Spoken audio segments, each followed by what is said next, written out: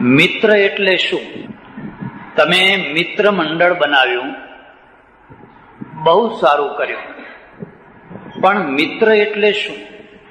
મને ચોક્કસ ખ્યાલ છે કે તમે મિત્ર શબ્દનો અર્થ સારી રીતે સમજતા જ હશો.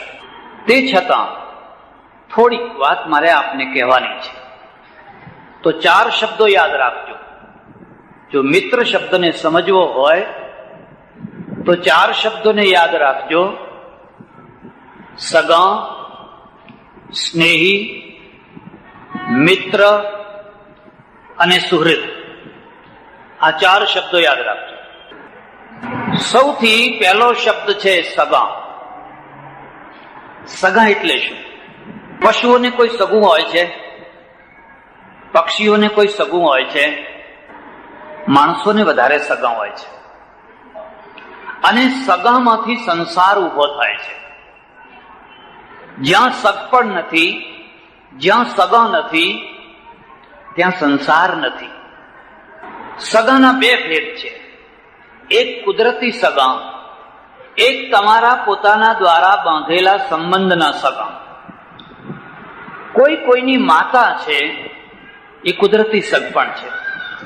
કોઈ પિતા છે, કોઈ પુત્ર છે, કોઈ ભાઈ છે, એ કુદરતી સંબંધ છે. એ સગપણ તમે બાંધેલું નથી. તમારી ઈચ્છાથી કોઈ માતા નથી બની, તમારી ઈચ્છાથી કોઈ ભાઈ નથી બન્યો. આ કુદરતી સગપણ છે. પણ એક બીજું સગપણ છે, જ્યાંથી કલ્ચર શરૂ થાય છે. પશુઓ પાસે કલ્ચર નથી, ધર્મ છે. જોજો તમે ધ્યાનથી, પશુઓ પાસે ધર્મ છે.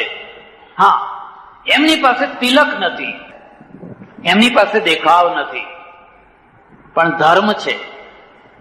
ધર્મ માટે આ દેખાવની કોઈ જરૂર નથી. ધર્મની વ્યાખ્યા આપણા ત્યાં એવી કરવામાં આવી છે: ધારણા ધર્મ મિથ્યાઓ. જે ધારણ કરે એનું નામ ધર્મ. ધર્મો ધારયતે પ્રજા. ધર્મ પ્રજાનું ધારણ કરે છે. ધારણ કરવાનો 3 અર્થ છે. એનું રક્ષણ કરે છે, એને આજીવિકા આપે છે, અને એની અપેક્ષાઓ પૂરી કરે છે. આ 3 વસ્તુઓ થતી હોય તો તમારું ધારણ થયેલું છે. ધર્મ પાળવા છતાં તમારું રક્ષણ નથી થતું. તમે ધર્માભ્યાસને લઈને બેઠા છો, તમે ધર્મને સમજી નથી શક્યા. ધર્મનું પાલન કરવાથી તમે વધારે દુર્બળ બનો છો. તમે ધર્માભાસ લઈને બેઠા છો, ધર્મને સમજી નથી શક્યા. ધારણ કરવાનો પહેલો અર્થ છે તમારું રક્ષણ થાય. જો તમારું રક્ષણ ન થતું હોય તો તમે ધર્મની જગ્યાએ, સોનાની જગ્યાએ પિત્તળ લઈને બેઠા છો. કલર સરખો છે, 2 પીળા છે, પણ સોનું નથી. નહીં તો તમારું ધારણ થાય જ. ધર્મ બીજી રીતે ધારણ કરે છે, તમને આજીવિકા આપે. ધર્મ કોઈને ભૂખે મારવા માટે નથી, બેકારી વધારવા માટે નથી, લાચારી માટે નથી. તમને પ્રાથમિક આવશ્યકતા, તમે જરાક વિચાર કરો, માણસો વધારે ભૂખે મરે છે, પશુ પક્ષીઓ વધારે ભૂખે મરે છે, સમુદ્રમાં રહેનારા માછલા વધારે ભૂખે મરે છે કે ધરતી ઉપર રહેનારા માણસો વધારે ભૂખે મરે છે? પશુ પક્ષીઓ પોતાના માળા વધારે સારી રીતે બાંધીને રહી શકે છે કે ધરતી ઉપર રહેનારા માણસો મકાનમાં રહી શકે છે, કે ઝોપડપટ્ટીમાં રહે છે, ફૂટપાથ ઉપર રહે છે? અને જો એ ના રહી શકતા હોય તો એ ધર્મને સમજવામાં કંઈક ભૂલ કરી રહ્યા છે. ત્રીજી વાત, ધર્મ છે એ તમારી અપેક્ષાઓ, જે કોમન અપેક્ષાઓ છે, જે સામાન્ય અપેક્ષાઓ છે, એ પૂરી પાડે છે. તમે એક સાથે બેસી શકો છો, એક સાથે જમી શકો છો, એક સાથે તમારો સરવાળો કરી શકો છો. તમારે તમારી જાતને પ્રશ્ન પૂછવા છે: ધર્મ વિભાજક તત્વ છે કે સંયોજક તત્વ છે? ધર્મ સરવાળો કરે છે કે બાદબાકી કરે છે? અહીંથી શરૂ કરશો તો જવાબ મળતા જશે. જો ધર્મ સંયોજક તત્વ નથી પણ એ વિભાજક તત્વ છે તો તમારું રક્ષણ નહીં થાય, તો તમારું રક્ષણ નહીં કરી શકાય. એ રક્ષણ ક્યારે કરશે કે જો એને સંયોજક તત્વ બનાવવામાં આવે ત્યારે. તમારો સરવાળો કરાય છે, ભાગાકાર ભાગાકાર, બાદબાકી બાદબાકી, પછી તમે કેટલા મંદિરો બાંધ્યા, એમાં કેટલા સોનાના શિખરો ચડાવ્યા, 56 ગજની કેટલી લાંબી ધજા ચડાવી, એ બધાનું કોઈ મહત્વ નથી. મહત્વ છે તમારા સરવાળા. ધર્મ સંયોજક છે, તમારો સરવાળો કરે છે તો તમારું રક્ષણ આપોઆપ છુપાયેલું છે અંદર. જો એ બાદબાકી કરે છે તો રક્ષણ નહીં થઈ શકે. 2, ધર્મ છે એ તમારા જીવનની પ્રાથમિક અપેક્ષાઓ, પ્રાથમિક આવશ્યકતાઓ, એની ચિંતા કરે છે. દાખલા તરીકે રોજીની, રોટીની, મકાનની વગેરે વગેરે જે પ્રાથમિક જરૂરિયાતો છે એની ધર્મ ચિંતા કરે છે. મને હમણાં કહેવામાં આવ્યું આત્માની વાત કરશે, મારે આત્માની વાત નથી કરવી. સદીઓથી તમે આત્માની વાતો સાંભળ્યો છે અને મેં મારું આખું જીવન આત્માની વાતો સાંભળવામાં કાઢ્યું છે. કેટલીક વાર એનાથી પ્રજા વધારે ગુમરાહ બને છે. રાહ પકડવાની જગ્યાએ પ્રજા વધારે ગુમરાહ બને છે. તમારી પાયાની આવશ્યકતા, પગ આગળની આવશ્યકતા શું છે? એટલે દર્શન જુદી વસ્તુ છે, ધર્મ જુદી વસ્તુ છે. આપણે ધર્મની ઉપેક્ષા કરીને દર્શનને પકડીએ છીએ. આત્મા એ દર્શનની વસ્તુ છે. અદ્વૈતવાદ, દ્વૈતવાદ, વિશિષ્ટાદ્વૈત, જૈનિઝમ, સ્યાદવાદ, બુદ્ધિઝમ એ દર્શન છે. અને દર્શન આમ પ્રજા માટે નથી હોતું, પ્રજાના વિશિષ્ટ માણસો માટે હોય છે. ધર્મ આમ પ્રજા માટે હોય છે, એક માણસ, કારણ કે એનાથી ધારણ થવાનું છે, પ્રજાને ધારણ કરવી છે. ભારતની આ એક બહુ મોટી કમજોરી, સમજો દુર્ભાગ્ય છે કે આપણે ધર્મની જગ્યાએ દર્શનને પકડી લઈએ છીએ અને દર્શનને થોપવા માટેનો આગ્રહ રાખીએ છીએ. મને યાદ છે, હું એક માણસના ત્યાં વર્ષો પહેલા જતો, પટેલ હતા, બહુ ચુસ્ત વેદાંતી. પછી એમનો આવડો નાનો છોકરો મારી પાસે લઈ આવે અને મારા દેખતા એને પૂછે, તારું નામ શું? એટલે કે બ્રહ્મ. તારા બાપનું નામ શું? બ્રહ્મ. તારી માનું નામ શું? બ્રહ્મ. તારું સ્વરૂપ શું? નિરંજન, નિરાકાર. આ બધું પોપટની માફક બધું ગોખાવી દીધેલું, ભણાવી દીધેલું. એટલે એનો બાપ બહુ ખુશ થાય અને મને સંભળાવે એટલે એમ કે મહારાજ પણ ખુશ થાય. પછી તારી પ્રવૃત્તિ શું? હું તો નિષ્ક્રિય છું, મારી કોઈ પ્રવૃત્તિ છે જ નહીં, હું સ્વરૂપમાં જ મસ્ત છું. મેં એના બાપને કહ્યું, તમારા બાળકને તમે આ બધું શીખવાડ્યું છે, પણ એને ભણવામાં ધ્યાન અપાવો છો? એને ધંધાની પાયાની વાત શીખવાડો છો? મને કે એ સૌ પ્રારબ્ધ પ્રમાણે બધું થવાનું છે, એમાં કઈ આપણું ચાલે નહીં. એ આ જીવ તો પ્રારબ્ધ ભોગવવા માટે આવેલો છે, એટલે પૂર્વના પ્રારબ્ધ પ્રમાણે બધું એને મળી રહેવાનું છે. મને આનંદ ન થયો. બાળકનું આ ઘડતર નથી, બાળકની આ બરબાદી છે. અને તમને નવાઈ લાગશે કે આ બ્રહ્મ નામનો છોકરો 15 ને 17 વર્ષે પહોંચતા સાયકલ ચોર થઈ ગયો. સાયકલ ચોર, સાયકલો જ ચોરે બધા, જેની આવે એની આ સાયકલો જ ચોરે. પેપરમાં એનો ફોટો છપાયો અને મેં જોયું કે આ તો આ બ્રહ્મ, તો સાયકલ ચોર થઈ ગયો. તમે એના ઉપર દર્શનને થોપો નહીં, એને ધર્મ સમજાવો. એને ધર્મ સમજાવો અને ધર્મ એવી રીતે સમજાવો કે કોઈનો ગોળો કાઢી ના લવાય, કોઈની ચકલી કાઢી ના લવાય, કોઈની ચોરી ના કરાય. એ ધર્મ સમજાવો પાયાને. એને મુદ્દાની કોઈને કેવી રીતે નમસ્કાર કરાય, કેવી રીતે બેસાય, એ બધું એને સમજાવો, પાયાની વાત. આગળ જયારે એ મોટો થશે, એની જિજ્ઞાસા જાગશે, ભલે પછી એ દર્શનનો જિજ્ઞાસુ બને એ બરાબર છે, અત્યારથી આ બધું ના કરો. એટલે આ મુદ્દાની વાત સમજો. ધર્મને તમે સંયોજક તત્વ બનાવો, વિભાજક નહીં, તો તમારી રક્ષા થશે, તો તમારી આજીવિકા તમને મળશે. કેમ આજીવિકા કેમ નથી મળતી? કેમ બેકારી આટલી કેમ છે? આટલા બધા લોકો ગરીબ કેમ છે આ દેશમાં? આટલો બધો ધર્મ પાડ્યા પછી પણ ગરીબાઈ છે. કોઈ વાર વિચાર કર્યો, કોઈ વાર એના માટે ચિંતન કર્યું? તો ધર્મે કહી દીધું કે એ બેકારીમાં ને એમાં અમારે કઈ લેવા દેવા નહીં. અમે તો આત્માની વાત કરીએ છીએ. તમારા 84 લાખ યોનિઓ છુટકારો અપાવી દઈએ છીએ, મોક્ષની વાત કરીએ છીએ. આ બધી વાતો નહીં, એ તો કર્મ પ્રમાણે થયા કરે. જેવું લખાવીને આવ્યા હશો એવું થયા કરશે.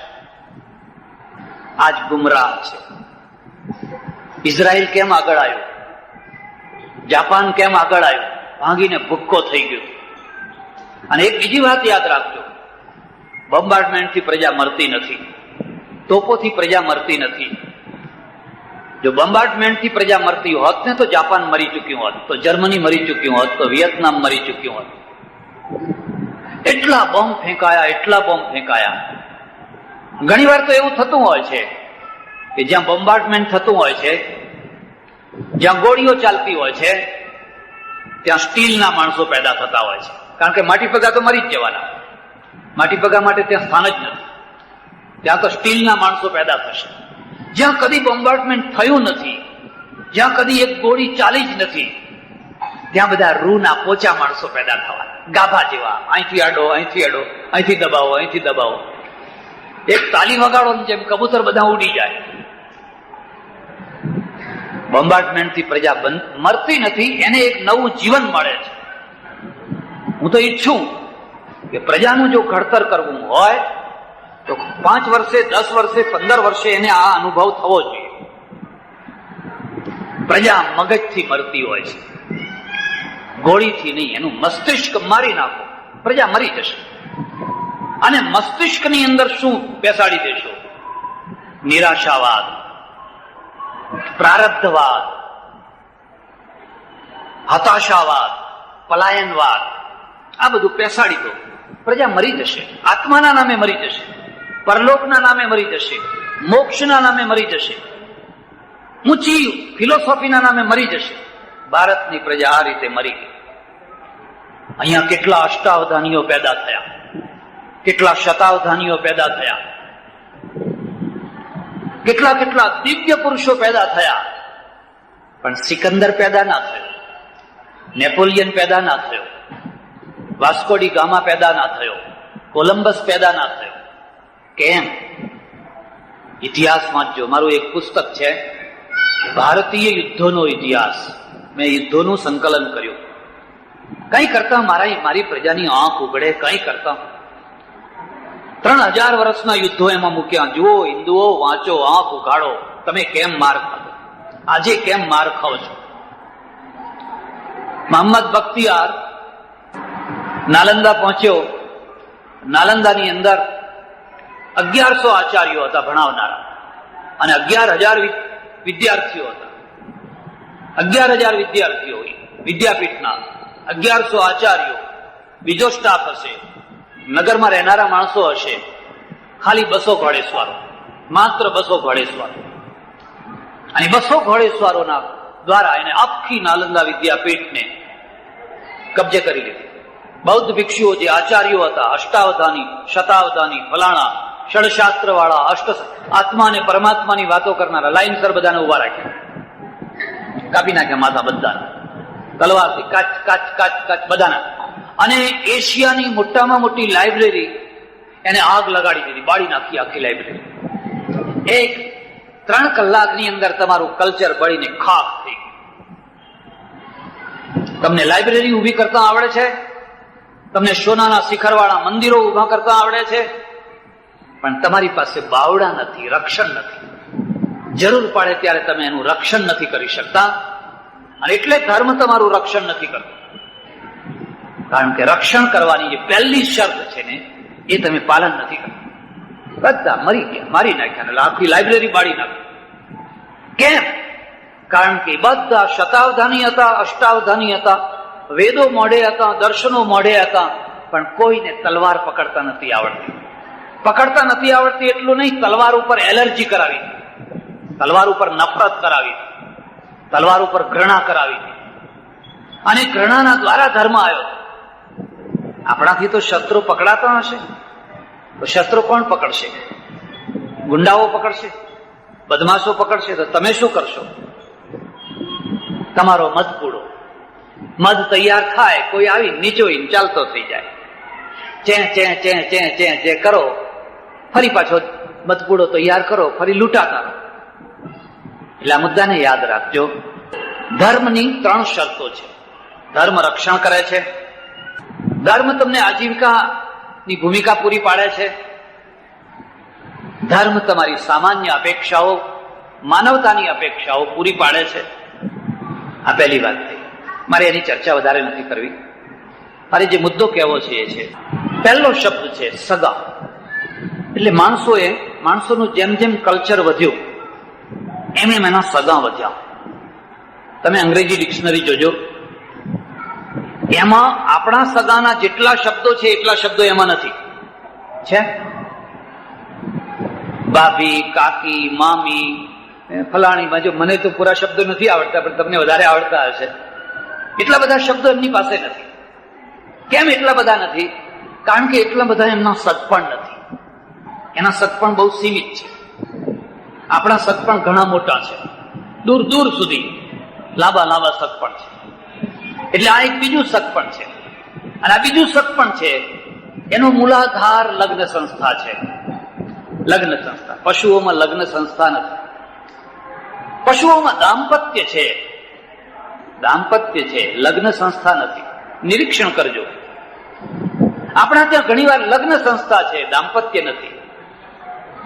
કેટલાય ઘરોમાં થઈને જોજો, એ ઘરમાં એક પતિ રહે છે, એક પત્ની રહે છે, 50 વર્ષથી રહે છે બે ભેગા, પણ દંપતી નથી થયા હજુ. લગ્ન એક 2 કલાકની વિધિમાં લગ્ન પતી જાય છે. દાંપત્ય તો સાધના છે, એ 2 કલાકમાં સિદ્ધ નથી થતું.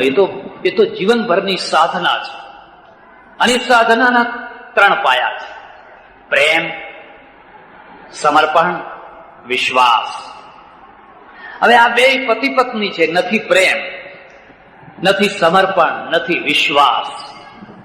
એટલે દુનિયા સમજે છે કે 2 પતિ પત્ની છે, દાંપત્ય નથી. તમે ચકાન ચકીને જોજો, એ માળો નાખતા હોય ત્યારે જોજો, સારસ પક્ષીને જોજો, એમની પાસે દાંપત્ય છે. હા, લગ્ન સંસ્થા નથી. એમને કોઈ સ્વાહા સ્વાહા કરીને એમના લગ્ન કરાવ્યા નથી. એટલે જે જીવનમાં જે સગપણ આવે છે એ સગપણ આ રીતે આવે છે. અને લગ્ન સંસ્થા છે એ કલ્ચર, જે સંસ્કૃતિ કહેવાય, એનો એક બીજો મૂલાધાર છે. તમારી લગ્ન સંસ્થા કેવી છે? સ્ત્રી પુરુષોના સંબંધો તમારે ત્યાં શું છે, કઈ પ્રકારના છે, એના ઉપર આખી સંસ્કૃતિનો મેલ છે. એક ત્રીજી વાત કહી દઉં. સંસ્કૃતિની શરૂઆત શરમથી થાય છે. શરમથી. માણસ સિવાય બીજા કોઈને શરમ નથી આવતી. આવે છે? ગાયને, ભેંસને, કૂતરાને, ખાતા પીતા ઉઠતા બેસતા કોઈ શરમ નહીં. એટલે એમનામાં સંસ્કૃતિ નથી. આપણને શરમ આવે છે. અને જ્યાં શરમનું પ્રમાણ વધારે, ત્યાં તમારે એમ સમજી લેવાનું, ત્યાં સંસ્કૃતિ હાર્ડ રહેવાની. શરમનું પ્રમાણ ઓછું એટલે સંસ્કૃતિ છે એ માઇલ્ડ થવાની. તમારે જોવું હોય, એક ટાઈમ હતો બહેનો અહીં સભામાં ના આવી શકતી. આવી શકતી? ઘરમાં જ હોય તો બિચારા ખૂણામાં જ હોય. અને કદાચ સભામાં આવી હોય તો બધા માથે ઓઢીને બેઠા હોય. અત્યારે બધા ઉગાડામાં છે. જો આમની સાસુઓની સાસુને જો બોલાવવામાં આવે તો જોઈને જ આઘાત લાગી જાય. હળહળ તો કલયુગ આવી ગયો. એનો અર્થ એવો નથી કે ત્રીજી પેઢીમાં બહુ સારી સંસ્કૃતિ હતી અને અત્યારે સંસ્કૃતિ બગડી ગઈ છે, એનો અર્થ નથી. એનો અર્થ એવો છે કે તમારે ત્યાં શરમનું પ્રમાણ કેટલું છે. તમે રાજસ્થાનમાં જઈને જુઓ, પરણેલી જે વહુ છે ને, એના સસરાની તો લાજ કાઢે છે, એની સાસુની લાજ કાઢે છે, બૈરાની લાજ કાઢે છે. બોલી શકાતું નથી અને ગુંગળાયા જ કરે છે. આ વિકૃતિ છે. એટલે કલ્ચર જે છે એ શરમમાંથી, લજ્જામાંથી ઉત્પન્ન થાય છે. અને આપણા ત્યાં લજ્જાને એક સારો સદગુણ માન્યો છે. યાદેવી સર્વભૂતેષુ લજ્જા રૂપેણ સંસ્થિતા નમસ્તસ્યૈ નમસ્તસ્યૈ નમસ્તસ્યૈ નમો નમઃ. હે માં, તું લજ્જા રૂપથી દુનિયામાં બેઠેલી છે, તમને શરમ આવે છે? ગાંધીજીએ જયારે કસ્તુરબાનો હાથ પકડ્યો ફિનિક્સ આશ્રમમાં અને ઘર બહાર કાઢવા માંડ્યા, નીકળ, ઘર બહાર નીકળ. ભારતની ભાગ્યે જ કોઈ એવી સ્ત્રી હશે, ભાગ્યે જ કોઈ એવી સ્ત્રી હશે જેને એકાદ વાર ઘર બહાર કાઢવાનો પ્રસંગ ના આવ્યો હોય. બિચારા સીતાજી એમાંથી બચ્યા ને. કોઈ ભાગ્યશાળી હોય. જોકે હવે કલ્ચર ઉલટું થઈ રહ્યું છે કે હવે પુરુષોને બહાર કાઢવા આવે. નીકળો, બહાર નીકળો, ઘણા દિવસો સુધી તમે અમને બહાર કાઢ્યા છે. અને જયારે હાથ પકડીને બહાર લાવ્યા ત્યારે કસ્તુરબાએ કહ્યું, શરમાવો, શરમાવો, જરા શરમાવો, બધા નોકરો જુએ છે. અને પેલાને ભાન થયું, ઓહો, વાત તો સાચી છે. પાછા આવતા રહ્યા. લજ્જા રૂપેણ સંસ્થિતા. પણ લજ્જા છે ને ગુણ છે, અને લજ્જા એ દોષ પણ છે. જો તમે એની યોગ્ય માત્રામાં યોગ્ય જગ્યાએ હોય તો બરાબર છે, પણ જો એને અયોગ્ય રીતે કરવામાં આવે તો એ પછી ભયંકર દોષ થઈ જાય. સૌરાષ્ટ્રમાં એક સ્ત્રીએ એટલા માટે આત્મહત્યા કરેલી કે બહાર ડેલીમાં, બહાર જે કોશરીમાં જમવા બેઠેલા માણસો, એ જમવા બેઠેલા માણસોના પીરસવા માટે એના પતિએ એને બોલાવ્યું, તો પીરસવા આય. એની કોશરીમાં અવાય નહીં. એક વાર કહ્યું, બે વાર કહ્યું, તો પીરસવા આવ. અને જયારે ત્રીજી વાર કહ્યું, એને એમ થયું મારાથી તો આ બહાર કોશરીમાં જવાશે નહીં. તો પેલો જે ઘરમાં કોઠીલો હતો એમાં મોઢું ગાલીને જીભ કચરીને સ્ત્રી મરી ગઈ. આ લજ્જા છે એ ગુણ નથી, આ ગુંગળાવનારી લજ્જા છે, ત્રાસ દેનારી લજ્જા છે. મૂળ વાત ઉપર આવો. એટલે જે સગપણ છે એ સગપણના દ્વારા સગા મળતા હોય છે. વચ્ચે એક બીજી વાત કહી, હું તમને ખાસ ભલામણ કરું છું. તમારે કોઈની સાથે વેવાઈનો સંબંધ બાંધવો હોય, બાંધવો જ પડે, છૂટકો જ નહીં. તો મારી સલાહ માનજો, એ સંબંધ બાંધતા પહેલા ઓચિંતાના અજાણ્યા થઈને જઈને એના ત્યાં 4-5 વાર જમી આવજો. એટલે તમને ખબર પડે કે એના ઘરમાં રોટલી કેવી પીરસાય છે, ઘીની ચમચી કેવી છે, બધું કેવું છે, આવકાર કેવો છે. એ 4-5 વાર એના ઘરમાં જઈને જઈ આવજો. આમ તો હું તમને આ સલાહ ના આપો. મારા એક ઓળખીતા પટેલ છે, એમણે મને આવીને વાત કરી. મને કે મહારાજ, મને તો 4 જમાઈ મળ્યા પણ 4 માથે પડ્યા. તો કેમ માથે કેમ પડ્યા? એ એક જમાઈ એવા છે કે એમના ત્યાં જઈએ અને હજુ બેઠા ના હોય ત્યારથી એસટી ના ટાઈમ સંભળાવા લાગે. હમણાં 9 વાગે એસટી જાય છે, પછી બીજી 9:30 જાય છે, 10:30 જાય છે, પછી 11-11:30 છે, પણ પછી તમારું મોડું થઈ જાય, તડકો થઈ જાય. હવે મહારાજ મારે તડકો થાય છે કે એને તડકો થાય છે? એ હું બેઠો ત્યારથી જ એસટી ના ટાઈમ સંભળાવતા હોય. બધું ખરા જમી મળ્યા તમને તો. પછી મને કઈક બીજા મળ્યા છે, એ એસટી ના ટાઈમ તો નથી સંભળાવતા, પણ આપણે બરાબર જમવા બેસીએ ને એ જ ટાઈમે મોંઘવારીની વાતો કરે.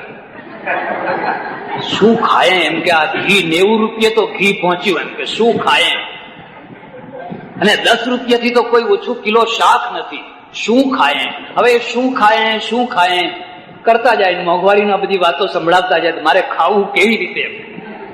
એ મોંઘવારીની વાતો આ ટાઈમે જ કરવાની છે. 90 રૂપિયે ઘી થયું, ફલાણું ઘી થયું, આ ટાઈમે બોલવાનો જ. ખરી વાત. ત્યારે પછી એક ત્રીજા છે, એમ કે એ પ્રોફેસર છે, આંકડા શાસ્ત્ર છે. તે જમવા બેસીએ ત્યારે એ તરત જ આપણને ઉપદેશ આપે કે એક માણસ જો રોજની 2 રોટલી ઓછી ખાય તો આ દેશના 85 કરોડ માણસો, એ 85 કરોડ માણસોની રોજની 2 રોટલી ગણીએ તો આટલી થાય, મહિનાની આટલી થાય, તો વર્ષની આટલી થાય. એ બધા આંકડા જ ગણાય. હવે રોજ એ 2 રોટલી ઓછી ખાય. હવે મારે શું કરવું? આ ખરા જમાઈ ખોડી કાઢ્યા ભાઈ તમે. પછી એક ચોથા છે, એ એવું તો કઈ ના બોલે, પણ જમતી વખતે એમના પિતાશ્રી બાજુમાં બેઠા હોય ને, એ પિતાશ્રી અમને ખાસ સંભળાવે. એ તમારા અમારે ઘણી પેઢીના સંબંધ ને તમારા પિતાશ્રી જમવા આવતા અમને ખબર છે, અડધો રોટલો તો માંડ ખાય.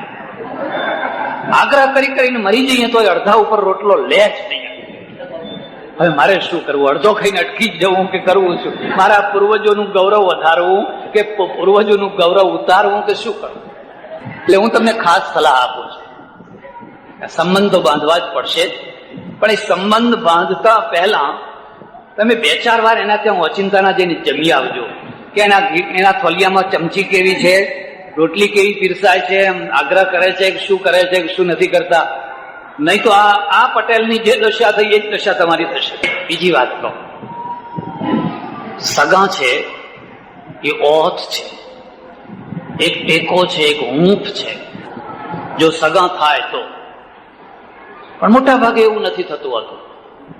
આપણા ત્યાં પ્રાચીન કાળમાં જે કંકોત્રી લખાતી, હાથે લખાતી, એમાં ખાસ લખવામાં આવતું સગા વાલા લઈને આવજો. આ પ્રસંગે તમારા સગા વાલા બધા ઈષ્ટ મિત્રો લઈને આવજો. ઈષ્ટ મિત્ર તો હવે નવો શબ્દ, સુધરેલો શબ્દ આવ્યો, પહેલા સગા વાલા. હું ઘણી વાર વિચાર કરું કે આવા 2 શબ્દો કેમ લખ્યા હશે. એકલા સગા લખ્યા હોય તો પછી લાઈટ થઈ. ના, સગાનો અર્થ એ થાય કે જે વાલા ના હોય એ સગા, જે વાલા ના હોય. આવો અર્થ કેવી રીતે કરાય? ત્યારે તમારે જોવું હોય તો જોજો, જે વૈશાખ મહિનામાં લગ્નના દિવસોમાં જે રિસાઈને બેસે એનું નામ સગા. એ પેલો માછીમાર છે ને, એ જયારે માછલું મારવા માટે દોરડું નાખે છે અંદર, પછી આમ તક જોઈને રાહ જોઈને બેઠો હોય છે, ક્યારે અંદર ભરાય ને હું ખેંચું. એમ સગા છે ને એ તમારા પ્રસંગની રાહ જોઈને બેઠા હોય છે. માછીમારની માફકો આવવા દો, છોકરાના લગ્ન આવવા દો, છોકરીના લગ્ન આવવા દો, દીકરીના લગ્ન આવવા દો. એ વખતે બધો પછી બદલો લેવો છે. અને તમારે ત્યાં માંડવો છે, બેન્ડ વાજા વાગે છે, મીઠાઈ બની છે, પકવાન બન્યા છે, ચારે તરફ ઉમળકો છે. પણ હજુ પેલા નથી આવ્યા. અને ત્યારે તમે જાઓ છો ત્યારે ધોળા દિવસે જે તારા દેખાડે એનું નામ સગા છે. રાત્રે તો આખી દુનિયાને તારા દેખાય, પણ ધોળા દિવસે જે તમને તારા દેખાડે, બહાર તો બેન્ડ વાજા વાગતા હોય ને લોકો હરખથી જમતા હોય ને અંદર માણસ રોતો હોય, નહીં આવીએ, તમારા ઘેર નહીં આવીએ. પણ કેમ નહીં આવો? 4થી પેઢીનું 2 પીરસણા અમારા બાકી છે. 4થી પેઢીના 2 પીરસણા. અરે ભાઈ 2 પીરના 4 લેજો. ના, નહીં આવીએ. પેલાને બોલાવશો તો અમે નહીં આવીએ. અમારે આવું છે, પણ પેલાને ના બોલાવો તો. જેને પ્રસંગો કર્યા છે એને સંસારની કર્કશતાનું ભાન થાય છે. જેને પ્રસંગો નથી કર્યા એને સંસારની કર્કશતાનું ભાન નથી હોતું. અમને સાધુઓને કઈ ભાન નથી હોતું. એટલે અમે બધા મોટા ભાગે વ્યવહારિક નથી હોતા. લોકોના ત્યાં જમવા જઈએ, મારે ત્યાં આવે ઘણા સાધુઓ. અમારું ગામ બહુ સારું ગામ. હું ગામમાં 2 રૂમ બાંધેલા. હું કહું જો એ રૂમમાં રહેજો, ગામ સારું છે ને તમને ખૂબ પ્રેમથી જમાડશે, પણ ભલા થઈને કશું માગશો નહીં. એના ઘરમાં રોજ ખાય છે એના કરતા તમને સારું ખવડાવશે, પણ ઉપદેશની અસર લાંબી ના થાય. હવે એમાં જઈને કે બાપજી બોલો, ત્યારે કાલ મારે ત્યાં જમવાનું છે, શું ખાશો, શું બનાવું? ऐसा करना, परवल का शाक लाना और शुद्ध घी में उसको बनाना. અચ્છા મહારાજ, સારું. એટલે પેલાનો ચહેરો થોડોક ઢીલો થઈ જાય. હવે શુદ્ધ ઘી મારા છોકરાને નથી, પરવલનું શાક. और ऐसा करना, ज्यादा झंझट नहीं करना. 10 किलो दूध ले आना और थोड़ा चावल डाल देना, उबाल देना. ज्यादा झंझट नहीं करना. समझा? 10 किलो दूध लावજો, અંદર ચોખા નાખજો, ઉકાળજો. ज्यादा झंझट नहीं करना, बस. और ऐसा करना, थोड़ा पकोड़ा बना देना. ज्यादा झंझट नहीं करना, बस. પછી જ્યાદા ઝંઝટ નહીં કરવાનો. એટલે પેલો પછી ભૂલે ચૂકે બીજી વાર કોઈ દિવસ આમંત્રણ આપવા આવે, મારી પાસે આવે, મને કે કોઈ જમવા નથી બોલાવતા. એક પટેલ હતા મારા ઓળખીતા, 70 વર્ષે સંન્યાસ લીધો. મેં ના પાડી રવા તો નથી લેવો. મને કે ના લેવો જ છે. 70 વર્ષે સંન્યાસી થયા અને પછી 12 મહિના પછી મળ્યા. તમે કહો નમો નારાયણાય, નમો નારાયણાય. કેમ, કેવું છે? મને કે કુએ પડવું છે. હવે કુએ પડવું છે? કેમ કુએ કેમ પડવું છે? કોઈ નોતરું જ નથી આપતા, જમવાનું કોઈ નોતરું જ નથી આપતા. તો શું કરો છો? તો પછી હું તો જાતે જ જઉં છું. હારા ઘર હોય ને ત્યાં જઉં. એટલે એટલે એકાદ દિવસ તો બેસાડી દે, પણ પછી દૂરથી પેલું છોકરું કે મમ્મી મમ્મી પેલા મહારાજ આવે છે, એટલે કે જલ્દી જલ્દી બારણા બંધ કરી દે. હવે મારે કુએ પડવું છે. મેં હું નતો કેતો, ના પાડતો તો તમે ઉતાવળા થયા, સંન્યાસ લેવો છે, સંન્યાસ લેવો છે, લો હવે સંન્યાસ. એટલે આ મુદ્દાને તમે યાદ રાખજો. સગાનો અર્થ સતાવવું એવું નહીં. વેવાઈ હોય તો મિત્ર બનો, શાળા બનેવી હોય તો મિત્ર બનો. જે કઈ તમારા સંબંધો છે એકબીજાના સુખ આપવા માટે છે, એકબીજાને લોહી પીવા માટે. અને આ જે કુદરતી નહીં અકુદરતી જે સગપણ છે એમાં સૌથી મોટામાં મોટું સગપણ કયું? સૌથી મોટામાં મોટું સગપણ પતિ અને પત્નીનું છે. આથી મોટું કોઈ સગપણ નથી. હવે લોહી પીવો, બે એકબીજાના લોહી પીવો. ઉપર નરક માટે ઉપર જવાની જરૂર નથી, તમારા બંગલામાં જ નરક આવી ગયું છે. લાય લાય લાય બટ. હા, 36 નો આંકડો. 36 જાણો છો? તગડો આમ છગડો આમ, સમજ્યા? તમારા ઘરમાં ખબર નથી. 63 નો આંકડો. છગડો આમ તગડો આમ, બે ના મોઢા આમ તરફ છે. હવે તમારે ત્યાં 63 છે કે 36 છે એ તો તમારે જોઈ. અને જો 36 હોય તો પછી સંન્યાસ લઈ લેવાનો, મહારાજ સાધુ થવું છે. બીજું શું થશો ત્યારે? હવે સગા થયા છો સુખ આપવા માટે. જો આપી શકો તો તમને સુખ મળવાનું, આપનારને સુખ મળતું હોય છે. લોહી પીનારનું લોહી પીવાતું હોય છે. ત્રાસ આપનારને ત્રાસ મળતો હોય છે, અને સુખ આપનારને સુખ મળતું હોય છે. એટલે 4 શબ્દોમાં જે પહેલો શબ્દ છે સગા છે, એમાં હું પોતે એક ખાસ પક્ષનો છું. તમે આજના સંદર્ભમાં આ તમારા સગાનો જે વ્યાપ છે એને વધારે મોટો કરવા માંગો છો કે નાનો કરવા માંગો છો? હું નાના કરવાના પક્ષમાં છું. ભારતની પ્રજા દુઃખી છે કારણ કે એના સગાનો વ્યાપ મોટો છે. એને દીકરીઓ પરણાવવાની છે, દીકરા પરણાવવાના છે નહીં. પરણાવવાની વાત તો હવે બહુ દૂર રહી. આવડા છોકરાને બાળ મંદિરમાં એડમિશન અપાવવાનું છે. અહીંથી ચિંતા શરૂ થઈ. હવે તો પ્રાથમિક શાળામાં, હાઈસ્કૂલમાં, કોલેજમાં એડમિશન અપાવવું છે. પરણાવવાની ચિંતા તો બહુ દૂરની રહી ગઈ. કેટલું ટેન્શન, કેટલી ચિંતા. એક બાબો જન્મ્યો, એની સાથે જ એના બાપની ચિંતા થાય છે. જો આ ગુણાંક માર્ક નહીં લાવે તો, જો આને પ્રવેશ નહીં મળે તો, પ્રવેશ નહીં અપાવી શકાય તો. મારી પાસે કેટલાય લોકો આવે, જરાક ભલામણ લખી આપો ને. અલ્યા એ ભલામણ ના લખવી પડે એટલે તો બાવા થયા છે. હવે તો જંપો. હવે છોકરા તમારા ને અમારે કોને ભલામણ લખી આપવી? નાના બાપજી તમારે ફલાણી ઓળખાણ છે, ફલાણા તારું ઓળખાણ છે, પણ અત્યારે ભલામણ ચાલતી નથી. અત્યારે જે ચાલે છે એને સમજો. શું ચાલે છે એ સમજો. તમને તો ખબર છે ને શું ચાલે છે એ સમજો. એટલે ચિંતા. ભારતના નાગરિકને જેટલી ચિંતા છે પશ્ચિમના નાગરિકને એટલી ચિંતા નથી. એને છોકરાની ચિંતા નથી, પરણાવવાની ચિંતા નથી, એની નોકરીની ચિંતા નથી, ભણાવવાની ચિંતા નથી, પોતાની વૃદ્ધાવસ્થાની ચિંતા નથી, પત્નીની ચિંતા નથી. આ બધી વ્યવસ્થા ગોઠવાઈ ગયેલી છે.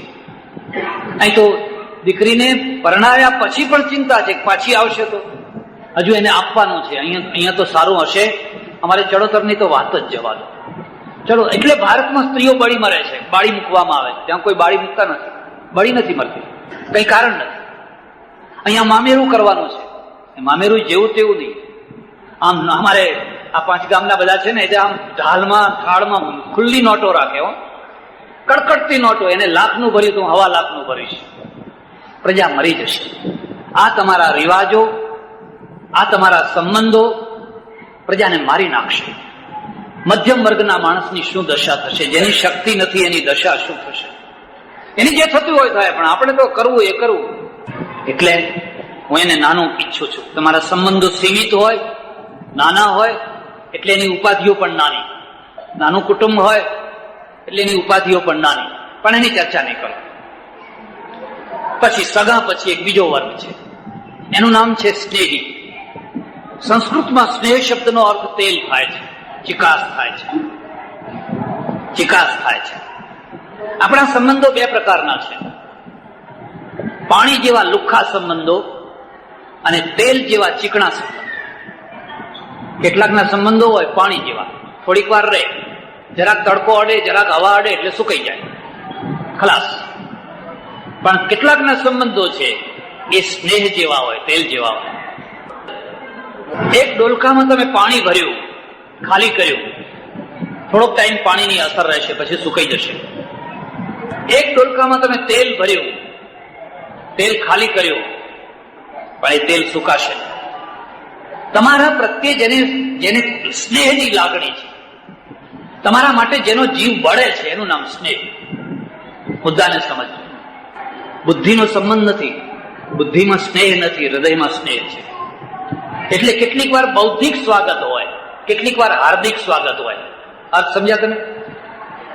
વેવાઈને જમાડે એ બૌદ્ધિક સ્વાગત છે, જમાડવા જ પડશે. ઇન્કમટેક્સના ઓફિસર આવ્યા હોય ને એને જમાડો, એ હાર્દિક સંબંધ છે, બૌદ્ધિક છે.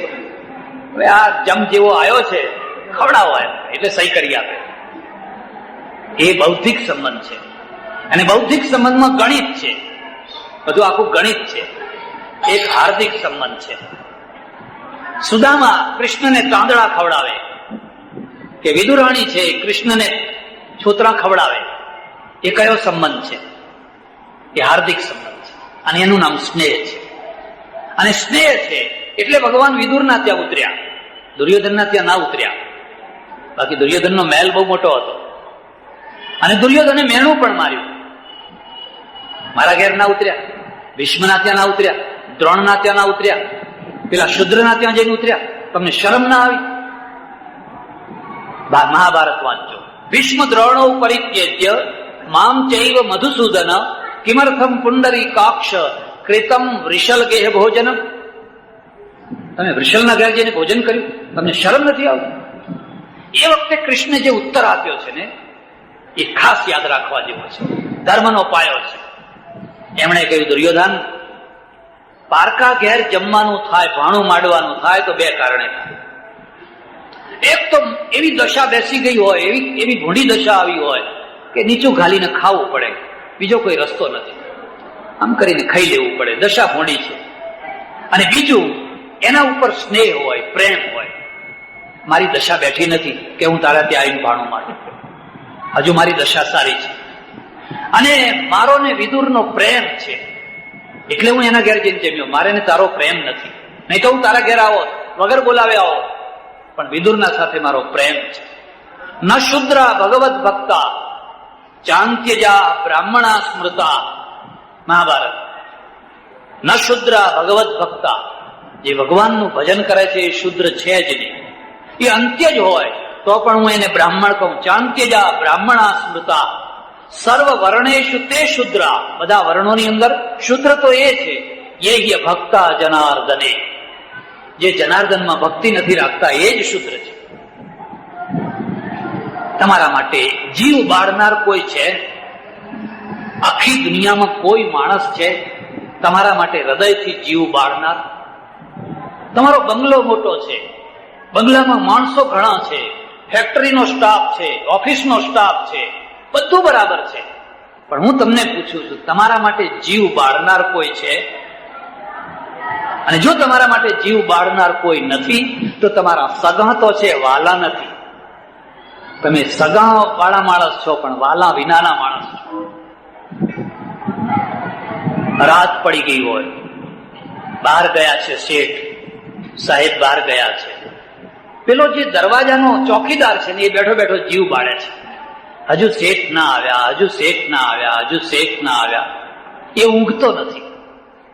બંગલામાં જે શેઠાણી છે ને એ ઘસઘસાટ ઊંઘે છે. પેલાને કીધું છે કે શેઠ આવે કહેજે છીકા ઉપર બધું રાખ્યું છે, ફ્રીજમાં બધું રાખ્યું છે, તેમની મેળે જમી લે, અમારા કોઈની ઊંઘ ના બગાડે. એ ઘસઘસાટ ઊંઘે છે. આ ચોકીદારને ઊંઘ નથી આવતી, એને ઊંઘ સારી નથી લાગતી, પણ નહીં, એનો જીવ બળે છે. કેમ ના આવ્યા? મોડું થયું હશે, અકસ્માત થયો હશે, કેમ રોકાઈ ગયા? બસ આ એક જીવ બાળનાર માણસ. અને ચોકીદાર છે ને એને ગરીબ માણસ ના સમજતા. ખાનદાની કોઈ પૈસાદારના ત્યાં રહેતી હોય ને ગરીબના ત્યાં ના રહેતી હોય એવું ના માનશો. હૃદય છે એ બધાને હોય છે. મારા ઓળખીતા એક શેઠ હતા, કરોડાધિપતિ. એ માણસે એના જીવતા જીવતા લગભગ 90 લાખ રૂપિયાનું દાન આપેલું. આટલો પૈસાદાર માણસ. લકવો લાગી ગયો, એક અંગ રહી ગયું, બોલાય નહીં, જીભ થોતડી થઈ જાય. મારા પ્રવચન સાંભળવા રોજ આવે, ખુરશી નાખીને બેસાડીએ, સાંભળે. ઘણી વાર રડી પડે, બંધ બેસતી વાતો આવી જાય.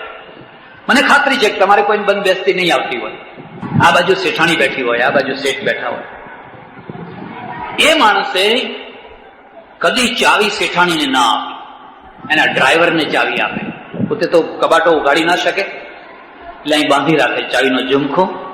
400 રૂપિયાનો જે ડ્રાઈવર, એ ડ્રાઈવરને કહે પેલું કબાટ ખોલ, પેલું કબાટ ખોલ, આમાંથી આ લાવ.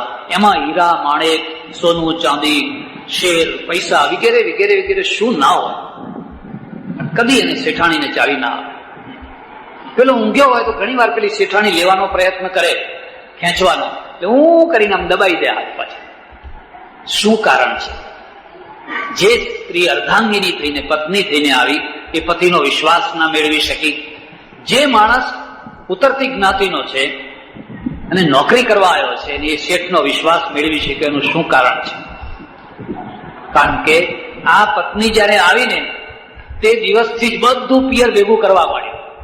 ચોખા હોય તો ઘર ભેગા, અને ઘી હોય તો ઘર ભેગા, અને તેલ શકે, તફડંચી કરી શકે. એને કદી એક પૈસો ના ઉપાડે, બસ એ જ 400 રૂપિયા. કારણ કે સ્નેહ છે. એટલે હું તમને બીજી વાત કહું છું, તમારા સગા કેટલા છે એનું મહત્વ નથી, તમારા સ્નેહી કેટલા છે, તમારા માટે જીવ બાળનારા કેટલા છે.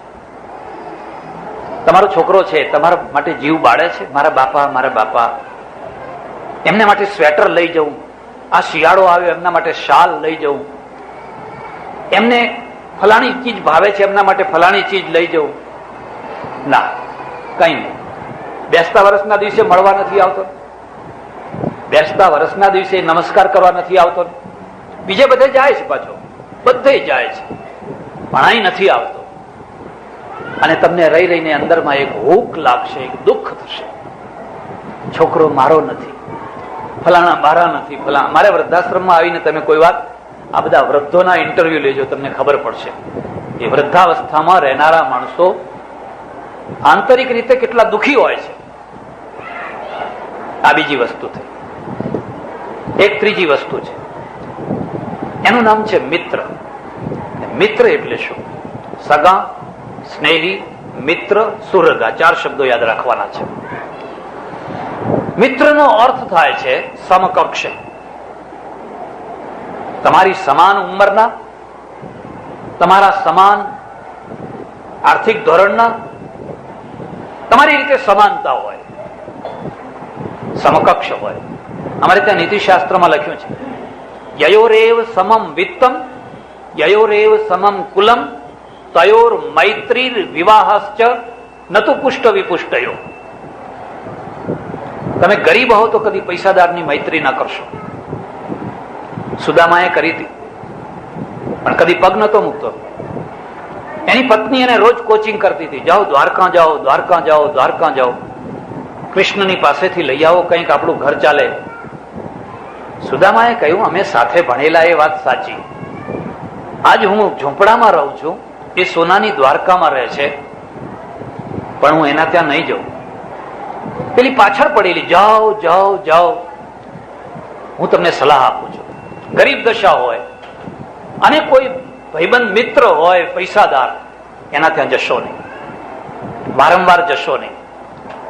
તમે કંઈક એના ભલા માટે ગયા હશો તો એ એમ સમજશે કંઈક માગવા આવ્યો હશે, કંઈક લેવા આવ્યો હશે. ગરીબાઈ અભિશાપ છે,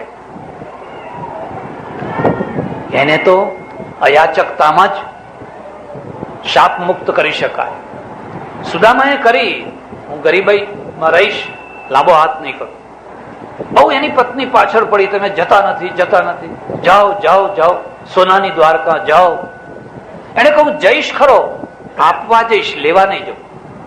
આપવા જઈશ, તમારી પાસે આપવાનું છે શું? તમે તો શું આપવાના હતા? જે હશે તાંદડા, મુઠ્ઠી તાંદડા મને બાંધી આપ ફાટેલા કપડામાં, પણ તાંદડા આપવા જઈશું, લેવા નહીં જો.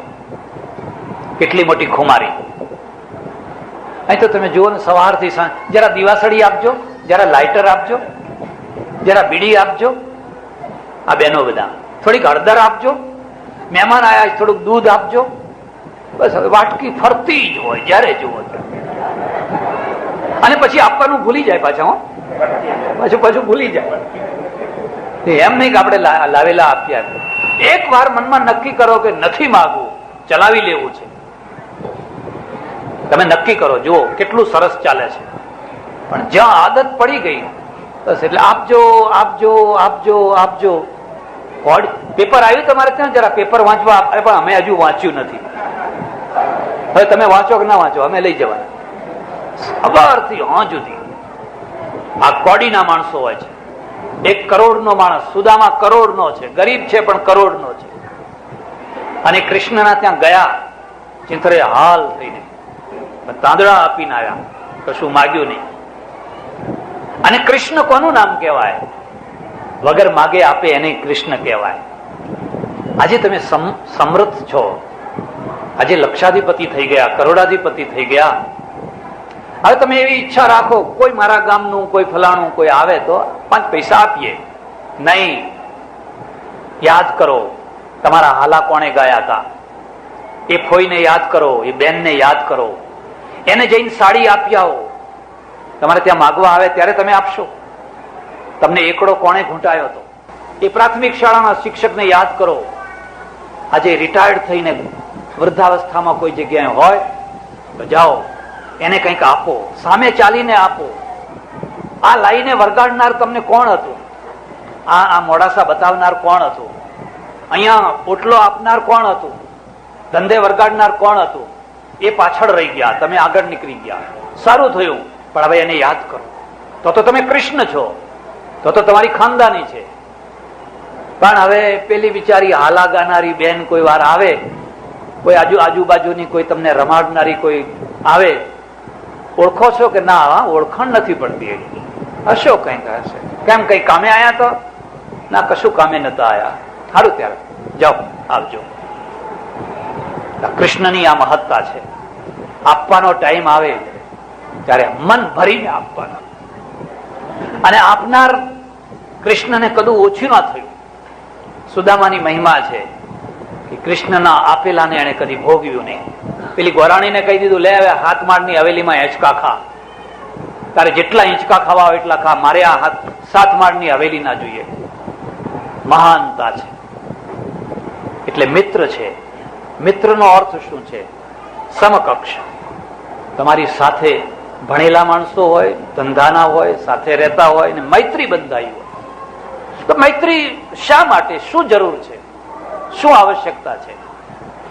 સગામાં, સ્નેહીમાં અને મિત્રમાં શું ફરક છે? માં સ્નેહી છે, જીવ બાળે છે, દેરીએ દેરીએ દીવા કરે છે. મારો છોકરો, મારો છોકરો, મારો છોકરો, એના અંદર સ્નેહ છે. બાપમાં સ્નેહ છે એટલે દેવું કરીને ભણાવે છે. ત્યારે મિત્ર શું છે? હું થોડી ઉદાહરણથી વાત કરીશ. મિત્ર છે ને એ ઝાડ જેવા હોય. કેટલાક મિત્રો હોય ને એ ઝાડ જેવા હોય. એ ઝાડ જેવા હોય. ઝાડ કેવું હોય? વરસાદ પડતો હોય અને તમે નીચે જઈને ઉભા રહો તો એના ઉપર વરસાદ લઈ લે, તમને પલળવા ના દે. એમ મિત્ર છે. તમારા ઉપર કોઈ વાર વિપત્તિનો વરસાદ આવતો હોય અને તમે એની ઓથમાં જાઓ તો ઉપર વરસાદ લઈ લે, ઉપર વિપત્તિનો વરસાદ લઈ લે. પણ થોડોક ટાઈમ પછી એનું એ ઝાડ તમને પલાળે. પછી જો લાંબો વરસાદ આવે તો વરસાદના પાણી કરતા ઝાડનું પાણી વધારે પલાળે. પલાળે કે ના પલાળે? ઝાડ પલળી ગયું, હવે તમને વધારે પલાળે. આવો મિત્ર હોય જે થોડોક ટાઈમ તો એ તમને ઓથ આપે પણ લાંબો ટાઈમ ના આપે, પછી એ તમારો દુશ્મન થઈ જાય. બીજો મિત્ર છે. એ શું છે કે ખરી વિપત્તિમાં તમારા ઉપર છત્રી બની જાય. મુશળધાર વરસાદ પડતો હોય પણ બધા મેઘ પોતાના ઉપર લઈ લે, તમને ના પલળવા દે. આ બીજી મૈત્રી છે. એક બીજી વાત, મૈત્રીનો સંબંધ છે એના ત્રણ ભેદ છે. હાજરનો મિત્ર, હાજરીનો મિત્ર, ગેરહાજરીનો મિત્ર, મરણ પછીનો મિત્ર. ત્રણ શબ્દો યાદ રાખજો. તમે હાજર હો તો મિત્ર, ભજીયા ખાઓ, ચા પીવો, પીવડાવો, તમારો જય જયકાર કરે, બહુ ખુશ. તમારા ત્યાં ટીવી, એવું તો આખા ગામમાં કોઈના ત્યાં ટીવી નથી. તમારા વખાણ કરે એટલે તમે ઓર્ડર આપો, થોડાક મેથીના ગોટા આવવા દેજો, એમ વખાણ ચાલુ રહે. હાજરીનો મિત્ર. પણ ગેરહાજર થયા એટલે કઈ નહીં. ગેરહાજરીના બે રૂપ. ગેરહાજરીમાં તમારી કોઈ નિંદા કરતું હોય, તમને કોઈ ઉતારી પાડતું હોય તો પેલો મૌન થઈ જાય, ચૂપચાપ બેસી રહે. એમાં ભળી જાય. એને ચાણક્ય કહ્યું છે, વર્જય તાદૃશમ મિત્રમ વિષકુંભ પયો મુખા. ઝેરથી ભરેલો ઘડો છે, પણ ઉપર થોડું અમૃત છે, બાકી અંદર તો ઝેર છે. તમારા દુશ્મનોની સાથે ભળી જાય. આ બીજો મિત્ર છે. એક ત્રીજો મિત્ર છે, એ તમારી ગેરહાજરીમાં તમારું ઘસાતું, તમારું કપાયેલું, તમારી નિંદાને સહન ન કરે, સામે જવાબ આપે. હિંમત કરીને, સભા હોય તો સભા વચ્ચે, અને જ્યાં હોય ત્યાં એમ નમાલો થઈને બેસી ના રહે, બોલવા દો ને, આપણે શું છે. પેલો ભળી જાય છે. આને ભળવું નથી, પણ બોલવાની હિંમત નથી. અને એક ત્રીજો માણસ છે, બસ ખરો મિત્ર છે, તરત જ તમારો પક્ષ લે છે અને આખી બાજીને પલટી નાખે છે. આખી સભા ભરાયેલી છે ને એક માણસને નાક કાપી નાખવા માટે ભેગો થયો છે. એક મિત્ર એવો મર્દ ઉભો થાય છે ને આખી બાજીને પલટી નાખે છે. તો બધા નમાલા બેસ્યા હોય, બધા બોલવા દો ને, આપણે શું, એમ કે આ તો પાર્લામેન્ટ છે, લોકસભા છે. લોકસભા એટલા માટે કહું છું કે જયારે તલાક બિલ પાસ કરેલું પછી મારે ત્યાં એક એમપી આવ્યા, ઘણી વાર આવે. મેં એમને પૂછ્યું કે આ તલાક બિલ પાસ થયું, તમે પક્ષમાં મત આપ્યો કે વિપક્ષમાં? મને કે પક્ષમાં. મેં કહ્યું તમે એમાં સંમત છો? ના કે સંમત નથી. તો સંમત નથી તો પક્ષમાં મત કેમ આપ્યો?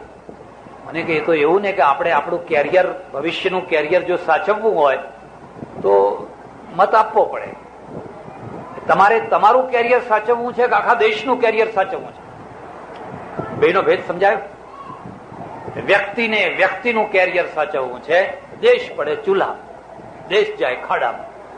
જો દેશનું કેરિયર સાચવવું હોય તો તમારે વિરોધ કરવો જોઈએ તમારા અંતરાત્મા પ્રમાણે. પણ કે એવું કરીએ તો અમને અમારી કોઈ બીજી વાર ટિકિટે ના મળે, બીજી વાર ચૂંટણીમાં ના ઉભા રહેવા દે, આખું કેરિયર જ ખતમ થઈ જાય. તમને નવાઈ લાગશે કે આ માણસ બીજી વાર ચૂંટણીમાં ઉભા રહ્યા પણ હારી ગયા, બિલકુલ હારી ગયા. મેં કહું કેરિયર સચવાઈ ગયું? અરે પ્રજા બોલતી હોય છે. ભારતની પ્રજા તો હજુ ઊંઘતી પ્રજા છે. જે દિવસે કેનેડાની પ્રજા થશે, બ્રિટનની પ્રજા થશે, અમેરિકા કે જર્મનીની પ્રજા થશે, ત્યારે આ બધા નહીં ચાલે. આ કેરિયર સાચવનારા તે દિવસે નહીં હોય. ત્યારે દેશનું કેરિયર એ મુખ્ય કેરિયર છે. તમારું વ્યક્તિગત કેરિયર એ મહત્વનું નથી. એટલે આ મિત્ર છે. અને મૈત્રીનો સાચો સંબંધ છે એ તો મર્યા પછી શરૂ થતો હોય છે. બે મિત્રો, એક મરી ગયો, એક્સિડન્ટ થઈ ગયો, કંઈક થઈ ગયું, હવે એનું કુટુંબ નિરાધાર થયું, ત્યારે પેલો કહે છે તું ચિંતા ના કરીશ, તારી દીકરીઓ એ મારી દીકરીઓ છે, તારા દીકરા એ મારા દીકરા છે, હું એને ભણાવીશ, એને પરણાવીશ, તમે જરાય ચિંતા ના કરશો.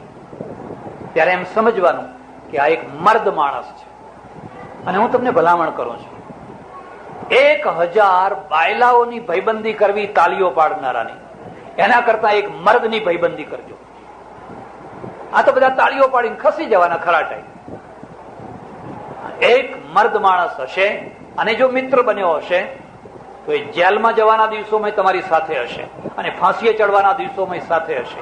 અને તમે મરી જશો તો તમારા મરણ પછી પણ એ તમારા સંબંધને નહીં તોડે, એ ફના થઈ જશે તમારી પાછળ. એને મિત્ર કહેવાય.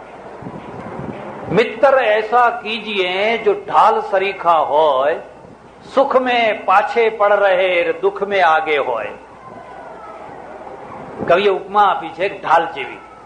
ત્યારે તમે સુખી છો તો ઢાલ કઈ પાછળ લટકતી હોય, સુખ મેં પીછે પડ રહે. તમે સુખી છો, તમારા કઈ દુઃખ મેં આગે હોય, જયારે વાર પડવાના હોય, તલવારના ઝટકા પડવાના હોય તો ઢાલ આગળ થઈ જાય. એટલે સજ્જનો, તમે મિત્ર મંડળ બનાવ્યું છે, અને મિત્ર મંડળ બનાવ્યું છે તો હું સમજુ છું કે આ બધી વાતો તમે સમજતા હશો. આવા જ મિત્રો બધા ભેગા થયા હશો, બરાબર? કઈ વાંધો નહીં, જે હોય તે. પણ આ આપણો આદર્શ છે, એટલું યાદ રાખજો. આ આપણું લક્ષ્ય છે, આપણો આદર્શ છે. મોડાસા અને મહેસાણા, આમ તો ગુજરાતના જ બે ભાગ છે, એક સાબરકાંઠા અને એક મહેસાણા જિલ્લો. બે પછાત. મારી સમજણ પ્રમાણે મહેસાણા જિલ્લા કરતા સાબરકાંઠા વધારે પછાત. બનાસકાંઠા અને સાબરકાંઠામાં આદિવાસી એરિયા વધારે, એટલે આદિવાસી જે પર્વતીય ભાગ છે એ તો બહુ જ પછાત. જે નગરો છે, શહેરો છે, એ થોડા આગળ આવેલા. મહેસાણા જિલ્લાનો થોડો વિકાસ થયો હોય તો એના મૂળમાં ગાયકવાડી સરકાર, સયાજીરાવની સરકાર, શિક્ષણ ફરજિયાત, દરેકને ભણવાનું, દરેક ગામમાં શાળા, દરેક ગામમાં લાઇબ્રેરી, એક વ્યવસ્થા. અને સયાજીરાવ કોણ હતા? કેવી મોટી ભ્રાંતિ, કેટલા મોટા ખોટા મૂલ્યો કરીને આપણે બેઠેલા. રાજ કોણ કરે? કાં તો રાણી જાયો કરે, કાં તો બીબી જાયો કરે. આવું જ બોલે ને લોકો. હવે રાણીઓ લાવવી ક્યાંથી? આવું જ લોકો બોલે. સયાજી રાવ તો ખેડૂતના દીકરા હતા, કઈ રાણીના દીકરા નતા. ખબર છે તમને? ત્યાં મહારાષ્ટ્રમાં માલેગામની પાસે એમનું ગામ છે. રાણીના છોકરા ધૂળમાં રમતા રમતા એમને લઈ આવ્યા અને દત્તક બનાવ્યા. પણ આખા ગાયકવાડી પરંપરામાં સૌથી આદર્શમાં આદર્શ રાજા થયા હોય તો આ ખેડૂતનો દીકરો થયો કે ન થયો? રાણી જાયા હતા. એવી જ રીતે સૌરાષ્ટ્રમાં સૌથી વધારેમાં વધારે આદર્શ કોઈ રાજા થયા હોય તો ગોંડલના રાજા ભગવતસિંહજી. અને ભગવતસિંહજી કોણ હતા તમને ખબર છે? સોનીના દીકરા. દત્તક લીધા, લાવ્યા, રાજવંશમાં ઉછરીને મોટા થયા. એટલે ત્યાંના જે દરબારો છે એમણે અંદરથી એમને સ્વીકાર નહીં કરેલા. કે જયારે જુઓ ત્યારે ભગા નથ્થું જ બોલે, ભગવતસિંહ ના બોલે, ભગા નથ્થું. હે, કર્ણને કદી માન મળ્યું? એકલવ્યને કદી માન મળ્યું? અને ના મળ્યું એનું પરિણામ કોને ભોગવ્યું? એકલવ્યનો તો ખાલી અંગૂઠો કપાયો, પણ તમારો તો સમાજ કપાઈ ગયો. તમારો આખો સમાજ કપાઈ ગયો. એક અંગૂઠો કપાયો, એમાં તમારો આખો સમાજ વિભાજિત થઈ ગયો.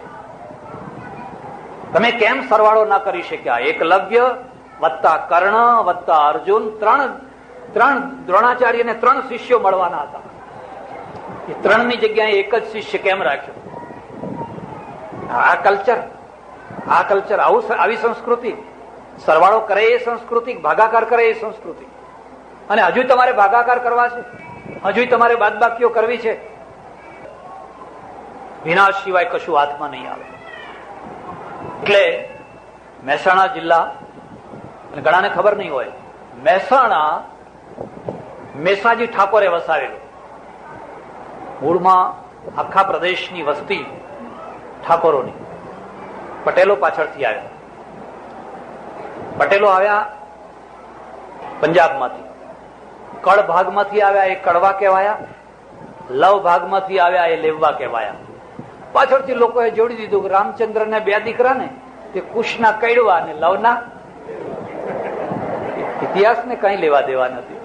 હું ઘણી વાર પૂછું કે રામચંદ્રના 2 દીકરા, એક જ બાપના 2 દીકરા કડવા ને લેવવા, તોય તમે ઊંચા નીચા થઈ ગયા પાછા. તોય પેલા કે અમે તમારી દીકરી ના લઈ આવી, અમારું તમારું. હમણાં તો હવે બધું સારું થવા માંડ્યું, પણ પહેલા બહુ એવું હતું.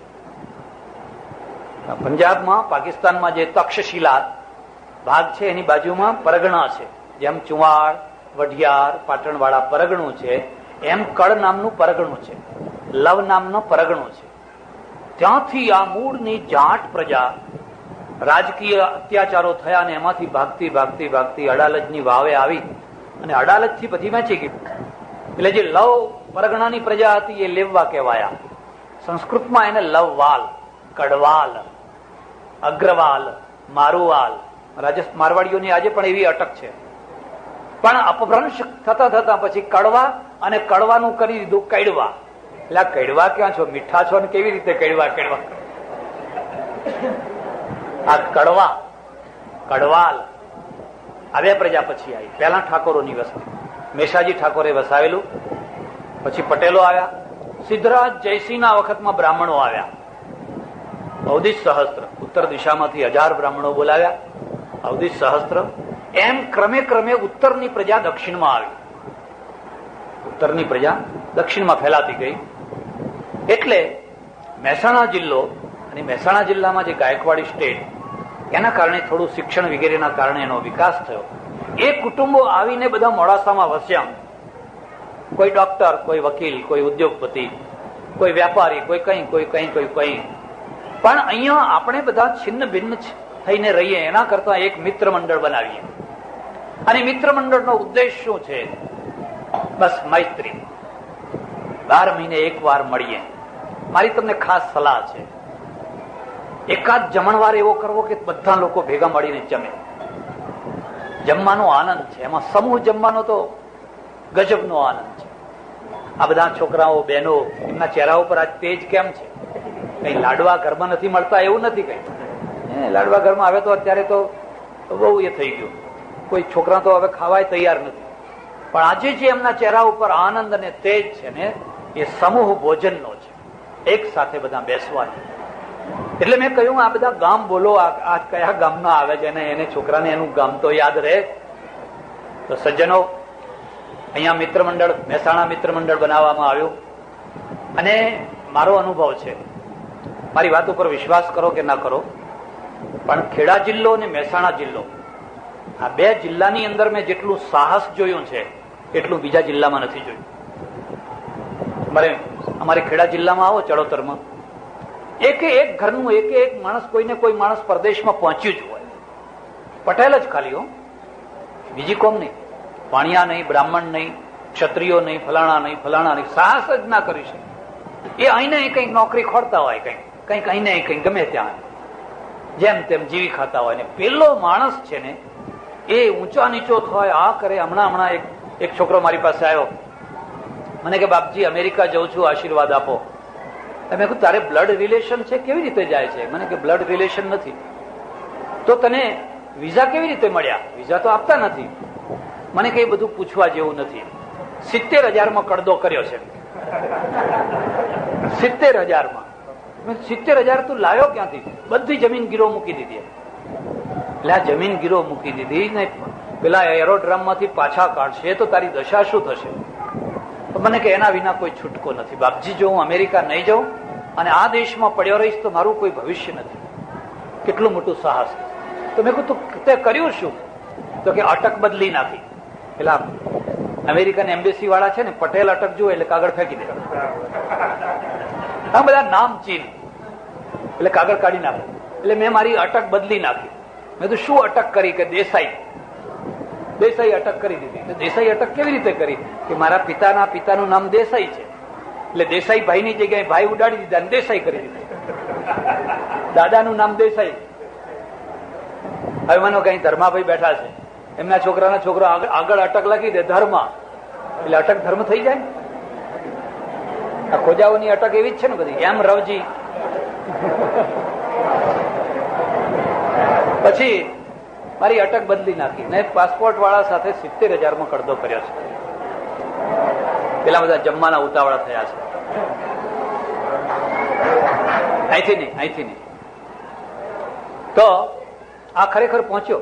મેં એને સલાહ આપી કે ના જઈશ, આ તારા 70,000 જશે ને ભીખ માગતો થઈ જઈશ. મને કે અહીં રહીશ તો મારું નથી, મને કોઈ કન્યા આપવાનું નથી, મારી બહેનોને કોઈ લેવાનું, મારું કોઈ ભવિષ્ય નથી. પહોંચ્યો તો ખરો, પણ 6 મહિના થતા થતા પકડી ગયો. મેં ભાઈને બેસાડી દીધા પાછા. આયા ધોયાલા મૂળા જેવા. એટલે મેં કહું ના કહેતો તો ને તું શું કામ ગયો? મને કે વાંધો નહીં, ફરી જઈશ. ફરી કેવી રીતે જઈશ? તમને નવી લાગશે. એ 4 મહિના રહ્યો ને ફરી બીજી વાર ઉપડ્યો. આજે એને ગ્રીન કાર્ડ મળી ગયું.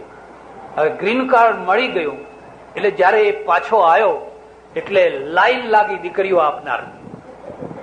મારી દીકરી લો, મારી દીકરી લો, મારી દીકરી લો, મારી દીકરી લો. 100 તોલા સોનું, ₹1,00,000 રોકડા. મને કે બાપજી જુઓ, આ 70,000 વસૂલ થઈ ગયા કે ના થઈ?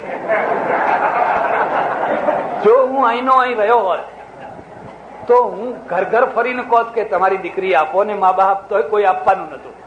હવે આ ઉપરથી ₹1,00,000 અને 100 તોલા સોનું લઈને મારે ત્યાં લાઈન લગાડી છે આ ગ્રીન કાર્ડના કારણે. અને હવે મારી બહેનોની પણ, કારણ કે બહેનોને પણ ચાન્સ લાગવાનો, એટલે એમનું પણ ભવિષ્ય સુધરી જવાનું. આ સાહસ ક્યાં છે? સાબરકાંઠા પાસે આ સાહસ. તમે બીજા જિલ્લાઓ પર, બનાસકાંઠામાં આંગળી મૂકી જુઓ. એટલે તાતસ્ય કૂપોયમિતિ બ્રુવાણા ક્ષારમ જલમ કા પુરુષા પીવંતી. નીતિકારને લખ્યું છે, કાયર પુરુષો પોતાના ગામમાં બેસી રહે અને ખારું પાણી તો ખારું, પણ હવે આપણે અહીં જ પીવાના. પણ ભણે જાઓ ને મીઠું પાણી છે કે ના ના, હવે આપણે તો અહીં જ. એટલે આ 2 જિલ્લા, ચડોતર અને મહેસાણા, ને મહેસાણામાં પણ અમુક ભાગ, આખો મહેસાણા નહીં, એમાં સાહસ છે. ગમે ત્યાં કેટલાક લોકો પાણીમાં નાવ નથી ચલાવી શકતા અને કેટલાક લોકો રેતમાં નાવ ચલાવે. હવે કેટલાક ને કઈક આ પાણી છે હલેસા માર, ના ના હો, આગળ ઊંડું હશે, હો ડૂબી જઈશું, હો મરો ત્યારે અહીં રહો હવે. અને કેટલાક લોકો એવા હોય કે નાવ, રેતીમાં નાવ ચલાવે. રેતીમાં કેવી રીતે નાવ ચલાવે? એની પાસે પૈસો ના હોય અને વ્યાપાર ઉભો કરે. હવે આના પાસે પૈસો છે તો બેંક કઈ વ્યાજ આપે છે, કેટલા ટકા વ્યાજ આપે છે, બસ એ વ્યાજ જ ખાઈને બેહી રહેશે. એના છોકરા વ્યાજ ખાવું ને એ વ્યાજ, બસ ખલાસ, મરી ગયા. પેલાના પાસે ₹1,00,000 હશે તો 10 લાખનો વેપાર કરશે, 20 લાખનો વેપાર કરશે. જઈને કલકત્તામાં જુઓ, મહારાષ્ટ્રમાં, મુંબઈમાં જઈને જુઓ, પરદેશમાં જઈને જુઓ, ચારે તરફ સાહસિક પ્રજા એકદમ ફેલાઈ ગઈ. અને જે સાહસ વિનાની પ્રજા હતી જ્યાં ને ત્યાં બેસી ગઈ. એને કોણ ઊંચા લાવી શકે? મહેસાણા ને મહેસાણાનો અમુક ખાસ ભાગ સાહસિક ભાગ છે, હિંમત વાળો ભાગ છે. અમે અમારા આશ્રમમાં સ્કોલરશીપ આપીએ છીએ વિદ્યાર્થીઓને. એમાં સૌથી વધારેમાં વધારે સ્કોલરશીપ આ ઉત્તર ગુજરાતના મહેસાણા વાળા લઈ જાય છે. બધા ભણવામાં એટલા હોશિયાર, આગળ ભણવામાં, એમના મેડિકલમાં હોય, એન્જિનિયરિંગમાં હોય, સાયન્સમાં હોય. હું કહું જુઓ વિચાર કરો. એટલે સજ્જનો, મહેસાણાનો એક ભાગ. અને એ મને બહુ આનંદ થયો કે અહીંયા બધી કોમોનો સમાવેશ કર્યો છે. ધાર્યું હોત તો થોડાક પટેલોએ પોતાનું અલગ કરી શક્યા હોત, પણ ભલા થવો. હવે આપણે સરવાળાની પદ્ધતિ અપનાવવાની છે. સરવાળાની પદ્ધતિ. કોઈ એકાદ ઘર દરજીનું હોય, એકાદ ઘર ભાવસારનું હોય, એકાદ 2 ઘર બ્રાહ્મણના હોય, એ બધાને જુદા ક્યાં સુધી રાખશો? આવો ટોટલ થઈ જાઓ, સરવાળો થઈ જાઓ. અને ઉપરથી નહીં, અંદરથી, હૃદયથી સાથે બેસીને જમો. સંગચ્છધ્વમ સંવદધ્વમ સમ્મે મનાંસી જાયતા. આ વેદનો મંત્ર છે. અમે સાથે ચાલીએ, સાથે બેસીએ, સાથે જમીએ. એટલે બહુ આનંદ થયો. તમારા બાળકોએ ખૂબ સારા 80% ઉપરના માર્ક લાવ્યા છે, એથી વધારે આનંદ થયો. જોકે હવે એવી પરિસ્થિતિ છે કે આવા માર્ક ઉપર કેટલીક વાર વિશ્વાસ થાય છે ને કેટલીક વાર નથી થતો. કારણ કે માર્ક લાવવા માટેના બીજા સાધનો પણ હવે ઘણા ચાલુ થઈ ગયા છે. ત્યારે બીજા સાધનોથી જે માર્ક લાવવામાં આવ્યા હોય એ અન્યાય છે, આપણા ભાઈઓને અન્યાય છે. અને એ અન્યાય આખા દેશને તોડી પાડશે. તમારા એવોર્ડ, તમારા ઇનામો સાચા માણસોને જ મળવા જોઈએ. નહીં તો એવું ના થાય કે ખરો ભારત રત્ન થનારો હોય એ એમને રહી જાય, ને જેની કોઈ લાયકાત ના હોય ભારત રત્ન થઈ જાય. એવું ના બને. સાચા માણસને જ ઇનામો મળવા જોઈએ. એટલે સજ્જનો, આ બધું જોઈને આનંદ થયો. ચોથો શબ્દ જે સુરત છે એની થોડી વાત કરીને વાત પૂરી કરી દઉં. સુરતનો અર્થ છે જેનું હૃદય તમારા માટે સારું છે. ભગવાને કહ્યું હું સુરત છું, સુરદશ્ચૈવ, હું તારો સુરત છું. યાદ રાખજે અર્જુન, માં છે એ પેલા બાળકને આંખમાં ફટકડી આંચતી હોય ને, પેલું શું ચીમેટ, આંજણ આંચતી હોય ને છોકરું કૂકવા પાડતું હોય છે, બૂમો પાડતું હોય છે, પણ માં એને આમ પકડીને આંચતી હોય છે. એના પેટમાં કૃમિ પડ્યા છે તેને દવા ખવડાવતી હોય છે, એને ઇન્જેક્શન અપાવતી હોય છે. એનું હૃદય ખરાબ છે માનું હૃદય ખરાબ છે, એનું નામ સુરત છે. હું તારો સુરત છું. કોઈ વાર જરૂર પડે હું ડોળા કાઢીશ, કોઈ વાર જરૂર પડે તો તમાચો મારીશ. એક સજ્જન મને મળ્યા, મને કે ભલું થજો મારા પિતાશ્રીનું કે મને તમાચો માર્યો. મેં કીધું તમાચો માર્યો, એમાં ભલું થજો? કે હા, હું 15 વર્ષનો હઈશ, ખેતરમાં ભેગા કામ કરીએ, પેલો ભોર ભરેલો, અને આવીએ અને હું ચોરી છુપીથી બીડી પીવું. અને તે દિવસે એમની નજરે ધુમાડા ચડી ગયા. જોરથી એક તમાચો એવો માર્યો ને, બાપજી તે દિવસની બીડી છૂટીએ બસ. આજની ઘડી ને કાલનો ભલું થજો એ તમાચાનું. એ તમાચાએ મારી બીડી છોડાવી દીધી. બોલો, એ તમાચો કલ્યાણકારી છે કે નહીં? અને પેલા મિત્રો લો પીવો, કઈક અંદર બીજું નાખેલું છે પાછું. આજકાલ તો બીજું નખાય છે ને અંદર, બ્રાઉન સુગર ને એવું બધું ઘણું નખાય છે. કોણ સુરત છે? જેનું હૃદય માં ડોળા કાઢે. ભગવાન કોઈ વાર તમારા ઉપર કઈ કસોટી કરે, ગુરુ પણ કોઈ વાર ડોળા કાઢે, પણ એનું હૃદય સુરત છે. ઉપરથી સિંહની આંખ હોય, પણ અંદરથી આશીર્વાદ નીકળતા હોય, ભલું થજો, સુખી થાઓ. કુપાત્ર બાળક હોય, એ પિતાને ના સમજી શકે, માતાને ના સમજી શકે. એને તો એવું જ લાગે કે આ મને લડ કર્યા કરે છે. અરે તને ભણવા માટે લડે છે, સ્કૂલે જવા માટે લડે છે, તારું જીવન સુધારવા માટે લડે છે. તું કોઈ ફંદામાં ના પડી જાય એટલા માટે લડે છે. એનું હૃદય કઈ ખરાબ નથી, એનું હૃદય તો સુરત છે. એટલે આ સજ્જનો આ 4 શબ્દો છે: સગા, સ્નેહી, મિત્ર અને સુરત. પાછળના 2 શબ્દો યાદ રાખી લેજો. કોઈને મિત્ર થયા હો તો એ મૈત્રીને નિભાવજો. કદી ભજીયાવાળા ભાઈબંધ ના થશો. કોઈના સુહૃદ હોવ તો એના માટે હંમેશા હૃદયમાં સારી ભાવના રાખજો. આપણામાં એક કહેવત છે, પાન ચાવ્યા પછી એ મોઢે કોલસા ચાવીશ. ખ્યાલ છે ને? કહેવત છે ને, જે મોઢાએ પાન ચાવ્યું એ મોઢા કોલસા નહીં ચાવે. જેની સાથે મૈત્રી કરી, ભાઈબંધી કરી, પાન ચાવ્યા, હવે એના માટે કોલસા ના હોય. ખસી જાઓ, એવું હોય તો, બહુ હોય તો ખસી જાઓ, પણ એના માટે કોલસાનું કલંક ના હોય. એટલે સજ્જનો, આજે જે મહેસાણા મિત્ર મંડળના દ્વારા આ સમારોહનું આયોજન થયું, નાના મોટા બાળકોએ પોતાના ઇનામો ગ્રહણ કર્યા, બહુ આનંદ થયો. હું પરમેશ્વરને પ્રાર્થના કરું, દર વર્ષે આવું આયોજન થાય અને દર વર્ષે આવા ઇનામો આપ્યા કરો, આથી પણ વધારે સારા ઇનામો આપ્યા કરો. અને દર વર્ષે એક દિવસ સારામાં સારી રસોઈ બનાવીને ખૂબ પ્રેમથી જમો અને જમાડો. બરાબર? પછી એમાં કરકસર નહીં કરવાની, આટલું ડાલડા નાખો ને આટલું ચોખ્ખું નાખો ને આટલું ફલાણું કરો, મોંઘવારી બહુ વધી ગઈ છે ને ફલાણું વધી ગયું છે ને, એવું નહીં કરવાનું. એક દિવસ ખૂબ પ્રેમથી, સુદામા હોય કે કોઈ કૃષ્ણ હોય, એક સાથે બેસી હળી મળીને પ્રેમથી જમો. તમારી મૈત્રી સાચી મૈત્રી બને, એકબીજાને હૂંફ આપનારી બને, એકબીજાને મંગળ કરનારી બને અને સાચા રસ્તે ચલાવનારી બને, એવી પરમેશ્વરને પ્રાર્થના. આભાર, ધન્યવાદ, હરિઓમ.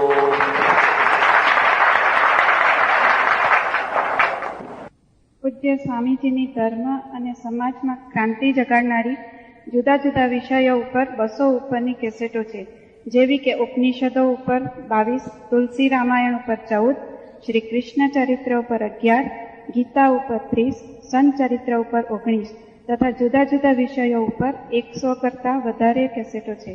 આપ સૌ વધુમાં વધુ આ કેસેટો સાંભળો તથા સંભળાવો, જેથી ધર્મ, સમાજ તથા રાષ્ટ્રની ઉન્નતિ માટે ક્રાંતિકારી વૈચારિક ભૂમિકા તૈયાર થાય. હું એટલા માટે કમાઉં છું કે હું બધું મૂકીને મરું, અને એટલા માટે મૂકીને મરું કે એ બધાનો સમાજ ઉપયોગ કરે, મારા ભાઈઓ ઉપયોગ કરે, મારી પ્રજા ઉપયોગ કરે. મને એમાં આનંદ છે. મારા પૈસા કોઈ વાપરે, હું વાપરવા માટે કમાઉં છું. આ ત્યાગ છે કે તમને સતત હેમર કરવામાં આવે, કઈ ભેગું નહીં આવે, કઈ ભેગું નહીં આવે, કઈ ભેગું નહીં આવે. ભાઈ, ભેગું નથી લઈ જવું. ભેગું લઈ જવાની વાત જ ખોટી છે. અમારે કશું ભેગું નથી લઈ જવું. જે છે એ બધું અહીં મૂકીને જવું છે, સમાજને આપીને જવું છે, રાષ્ટ્રને આપીને જવું છે, માનવતાને આપીને જવું છે, ધર્મને આપીને જવું છે. અમારે ભેગું નથી લઈ જવું. એક વાર તમારા મગજમાં આ વાત નક્કી થઈ જાય કે મારે કંઈ ભેગું નથી લઈ જવું, તમે જોજો જીવન એકદમ હલકું ફૂલ થઈ જાય. અને જ્યાં તમારા મગજ ઉપર આ થયું, કંઈ નહીં આવે સાથે, કંઈ નહીં આવે, કંઈ નહીં આવે, નહીં આવે તો લઈ જાઓ ભેગું, પ્રયત્ન કરો. જીવન પ્રત્યે તમારો અભિગમ શું? અત્યારે બપોરે ખાય ને સાંજે પાછી ભૂખ લાગે છે. ઓહો, આ કોઠીમાં કેટલું નાખ્યું, નાખ કર્યું તોય ધરાતી જ નથી. અરે આથી કોઈ વાત છે? એને તમે એકવાર, મારા એક ઓળખીતા સાધુ છે, કાઠિયાવાડના છે, બધા પુસ્તકો વાંચેલા, અને પુસ્તકો મોટાભાગે પ્રચારાત્મક હોય, એમાં વાસ્તવિકતા ઓછી હોય, ને નાની ઉંમરમાં લોકોને બહુ ઊંધા રવાડે ચડાવી દેનારા હોય. ગિરનારમાં, હિમાલયમાં એવા યોગીઓ રહે છે, એક જડીબુટ્ટી ખાઈ લો, આખી જિંદગી તમારે ખાવું જ ના પડે, ભૂખ જ ના લાગે આખી જિંદગી સુધી. બસ મને કે આ ધૂનમાં ને ધૂનમાં હું ઘરમાંથી નીકળી ગયો અને પહોંચ્યો ગિરનારમાં. અને ગિરનારમાં એક એવા યોગી જેવા સંત હતા, એમની પાસે દીક્ષા લીધી અને રહ્યો. મેં જોયું બધા રોજ બપોરે જમે છે, સાંજે જમે છે, પાછા બપોરે જમે છે, સવારે નાસ્તો કરે છે, સંસારી લોકો જેવું ખાય એવું બધા ખાય છે. પછી મેં કહ્યું, ભાઈ હું તો એટલા માટે સાધુ થયો કે એક વાર ખાય અને પછી આખી જિંદગી ખાવું જ ના પડે, એવી કોઈ બુટ્ટી, જડીબુટ્ટી છે? જે સંત હતા એમણે કહ્યું કે હા છે, પણ એમાં સુખનો દીકરો વિલાયતમાં બેરિસ્ટર થયો, દક્ષિણ આફ્રિકામાં વકીલાત કરવા ગયો, અને હવે મુંબઈમાં હાઈકોર્ટના એડવોકેટ થવાની જગ્યાએ આ સાબરમતીમાં ઝોંપડા બાંધી રહ્યો છે. કેમ? એક જ દે ચિનગારી મહાનલ, એક જ દે ચિનગારી, બસ એક ચિનગારી. પરોડિયું થયું ને પેલા વકીલના હૃદયની અંદર એક ચિનગારી પ્રગટ, એક ચિનગારી. સવાર થયું, હલકો ફૂલ જેવો, નાયો ધોયો, પત્નીને કહ્યું હવે વકીલાત બંધ. બહુ ઘણી જિંદગી સુધી મેં મારી બુદ્ધિનો દુરુપયોગ કર્યો, ઘણા લોકોને મેં રડાવ્યા, એકલી તલવારથી લોકો નથી રડતા, હવે આજથી આ વકીલાત બંધ. મેં તને બનારસી સાડીઓ પહેરાવી, કારણ કે ધૂમ પૈસો આવતો હતો અને વાપરવા માટે તું જ એક જગ્યા હતી. હવે આ બધો બંગલો, આ પૈસો હું તને આપી અને હવે હું વિદાય લઉં છું. મારે હવે આમાંનું કશું ન જોઈએ. આ વૈરાગ્ય છે, આ વૈરાગ્ય છે. પેલી પત્નીએ કહ્યું, કેમ, શું થયું? એણે બધી વાત કરી. મારે હવે આ ધંધો નથી કરવો. હું તમને એક ખાસ સલાહ આપું છું, તમે કેટલું કમાઓ છો એ મહત્વનું નથી, પણ તમે જે કમાઓ છો એમાં કેટલા લોકોના નિશાસા છે એ મહત્વનું છે. એમાં કેટલા લોકોનો હક ડૂબે છે, કેટલા લોકોના લોહી ચૂસાય છે એ મહત્વનું છે. અને જો એમાં કોઈનો હક ન ડૂબતો હોય, કોઈનું લોહી ન ચૂસાતું હોય, તો તમારી થોડી કમાણી પણ દિવ્ય કમાણી છે. અને પેલી મોટી કમાણી પણ ભલે ભવ્ય હોય પણ દિવ્યતા વિનાની છે. પેલી સ્ત્રીએ, નાગરાણીએ કહ્યું, મેં બનારસી સાડીઓ પહેરી છે અને હવે તમે મને જાડી સાડી પહેરાવશો તો જાડી સાડી પહેરવા માટે તૈયાર છું. હું તમારો સાથ નહીં છોડું, આપણે બે સાથે રહીશું. તમારે બંગલો છોડવો હોય તો હું એ છોડવા તૈયાર છું. ખબર છે એણે શું કર્યું? એક ચરો, બાવળનો ચરો, બાવળના ચરામાં છત્રી લઈને બેઠો. બસ આ મારો આશ્રમ, આ મારો આશ્રમ. છત્રી ઉગાડીને બેઠો. એની પત્નીને કહ્યું, બેસ અહીંયા, જે મળે એ ખાવાનું છે. અને એ તપમાંથી જે સંસ્થા ફળી ફૂલી આજે તો હજારો માણસનો ઉદ્ધાર કરનારી એ સંસ્થા થઈ. હવે એમાં શું આવ્યું? દિવ્યતા આવી. પહેલા શું હતું? ભવ્યતા હતી. એ ભવ્યતા કમાવાની તો એનામાં ક્ષમતા હતી. એક માણસ યોગ્ય છે, એ અહીં યોગ્યતા છે, ત્યાં યોગ્ય જ છે, પણ હવે એની યોગ્યતા છે એ કોઈના છૂટાછેડા માટે નથી, કોઈનું જીવન બરબાદ કરવા માટે નથી, પણ કોઈના જીવનના નિર્માણ માટે છે. બસ આનું નામ દિવ્યતા છે, તમારી બુદ્ધિની દિવ્યતા. તમે એવા કાવ્યો રચ્યા, હજારો વર્ષો સુધી એમાંથી લોકો પ્રેરણા પ્રાપ્ત કરી શકે. તમે એવા કાવ્યો રચ્યા કે જેમાં પહેલેથી ભડકા થઈ રહ્યા છે, એ ભડકાને વધારે પેટ્રોલ છાંટનારા એ કાવ્યો છે. તમારો જય જયકાર છે, તમે ભવ્ય માણસ છો. તમને ગઝલ ગાતા આવડે છે, તમને ફલાણું આવડે છે, તમે ભવ્ય માણસ છો. પણ ભડકાને ઓલવનારા કાવ્યો રચ્યા, તમે દિવ્ય માણસ છો. ભવ્યતામાં દિવ્યતા ભળી. સજ્જનો, દિવ્યતાની પરાકાષ્ઠા સદગુણોનો વિકાસ છે, અને સદગુણો હૃદયમાં રહે છે. સદગુણોનો વિકાસ છે. અને મેં મારું એક પુસ્તક છે ધર્મ, બહુ આટલું નાનું પુસ્તક છે, એમાં ધર્મની વ્યાખ્યા કરી છે. જે પ્રક્રિયાથી સદગુણોનો વિકાસ થાય એનું નામ ધર્મ. ધર્મની બીજી કોઈ વ્યાખ્યા. તમારા સદગુણો વધે એનું નામ ધર્મ. અને સદગુણો છે કેટલા છે? પાર વિનાના છે. તમે ઉદાર થયા, તમારી દયા વધી, તમારો ક્ષમાભાવ વધ્યો. આખો જૈન ધર્મ તો ક્ષમા અને અહિંસાના ઉપર આધારિત છે. અમારે ત્યાંય છે. પણ ઘણી વાર એવું થતું હોય, પ્રતિક્રમણનો અર્થ શું છે? આખી દુનિયાના જીવોને હું ક્ષમા આપું છું, જેણે મારા અપરાધ કર્યા હોય. આખી દુનિયાના જીવો મને ક્ષમા આપે, જાણતા અજાણતા મારાથી કોઈની ભૂલો થઈ. ક્ષમાપના છે, ક્ષમાભાવ. કેટલી ઊંચી ભાવના છે. હું બધા જીવોને ક્ષમા કરું છું. ક્યાં કરો છો ક્ષમા?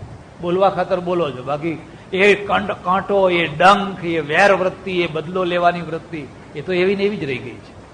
એટલે વર્ષમાં એક વાર કહે છે મિચ્છામી દુક્કડ, વર્ષમાં એક વાર. અને એ એક વાર કહીને જો આખા વર્ષનું જો પોતું ફેરવી દેતા હોય તો બરાબર છે, પણ આ તો કહેવાનું એમ. સૌરાષ્ટ્રમાં એક રાજા થયો, એનું નામ રા નવઘણ. જયારે મરવા પડ્યો ને ત્યારે એના પ્રાણ ના જાય. એનો છોકરો એની પાસે ગયો. તમને કદાચ ખબર નહીં હોય, નવઘણ પહેલો, નવઘણ બીજો, નવઘણ ત્રીજો, નવઘણ ચોથો, એવા કેટલાય નવઘણ થયા. અને આ નામ છે ને એની પાછળ આખું કલ્ચર છે. કાઠિયાવાડમાં ઘણી પ્રજા, પચરંગી પ્રજા છે, એના નામો બોલે છે. એના છોકરો પાસે ગયો, બાપુ તમારી જે ઈચ્છા હોય કહો, હું પૂરી કરીશ. આ ભારતીય સંસ્કૃતિ છે. મરતા મા બાપને અંતિમ ઈચ્છા પૂરી કરાવે. તમે કહો એ દાન પુણ્ય ધર્માદો બધો કરીશ, તમારી જે ઈચ્છા હોય એ પૂરી કરીશ. એણે કહ્યું મારી 3 ઈચ્છાઓ બાકી રહી ગઈ છે, તું પૂરી કરીશ? હા કરીશ. મારી પહેલી ઈચ્છા છે, ફલાણા ગામનો જે બારોટ છે ને એ બારોટના ગાલ ફાડી નાખશે, કારણ કે એણે મારું અપમાન કર્યું, મને વગોવ્યું. આ બારોટો છે ને એ કેટલીક વાર ઘટનાઓ સર્જતા હોય છે, ગજબની ઘટનાઓ સૃજન કરતા હોય છે. એવું કહેવાય છે કે શિવાજી કે સંભાજીનો બારોટ છે, એ બાદશાહના ત્યાં ગયો અને બાદશાહે અપમાન કરવા માટે શિવાજીનું ચિત્ર છે એ એના સંડાસમાં રાખેલું. સંડાસની જગ્યા ને ત્યાં માણસની દ્વેષ વૃત્તિ કેટલી ભયંકર હોય. દ્વેષ પૂરો કરવો છે એટલે એના ચિત્રને સંડાસમાં આમ સામે મૂકેલું. જાણી કરીને આ બારોટને એ સંડાસમાં મોકલ્યો કે આ જુએ કે એના રાજાનું, એના ફલાણાનું કેટલું અપમાન કર્યું છે.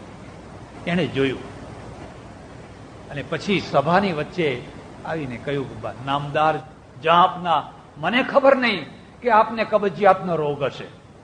અર્થ સમજ્યા તમે? આજ મને ખબર પડી કે આપને કબજિયાતનો રોગ છે. કબજિયાતનો રોગ છે ને, કબજિયાતને છૂટી કરવા માટે પેલું ચિત્ર છે. એ ચિત્ર જોવે છે એની સાથે જ કેટલું અર્થઘટન કેવું છે, કેટલું મોટું અર્થઘટન છે. હવે જે થવું હોય થાય, ભલે બારોટનું માથું કાપવું હોય તો કાપી નાખે, પણ જેણે મારા અન્નદાતાને આવી ભૂંડી સ્થિતિમાં મૂક્યો છે એને મારે મારી સરસ્વતીનો પરચો તો આપવો જોઈએ કે ના આપવો જોઈએ? અને જે ઘોડું સમય ઉપર ના દોડે, હવે પછી બાકીના દિવસોમાં દોડે, એ ઘોડાને કરવું તો શું? જો દશેરાના દિવસે એ ઘોડું ના દોડ્યું અને પછી કહે હું દોડું, તો એ અર્થ શું? એનો અર્થ શું?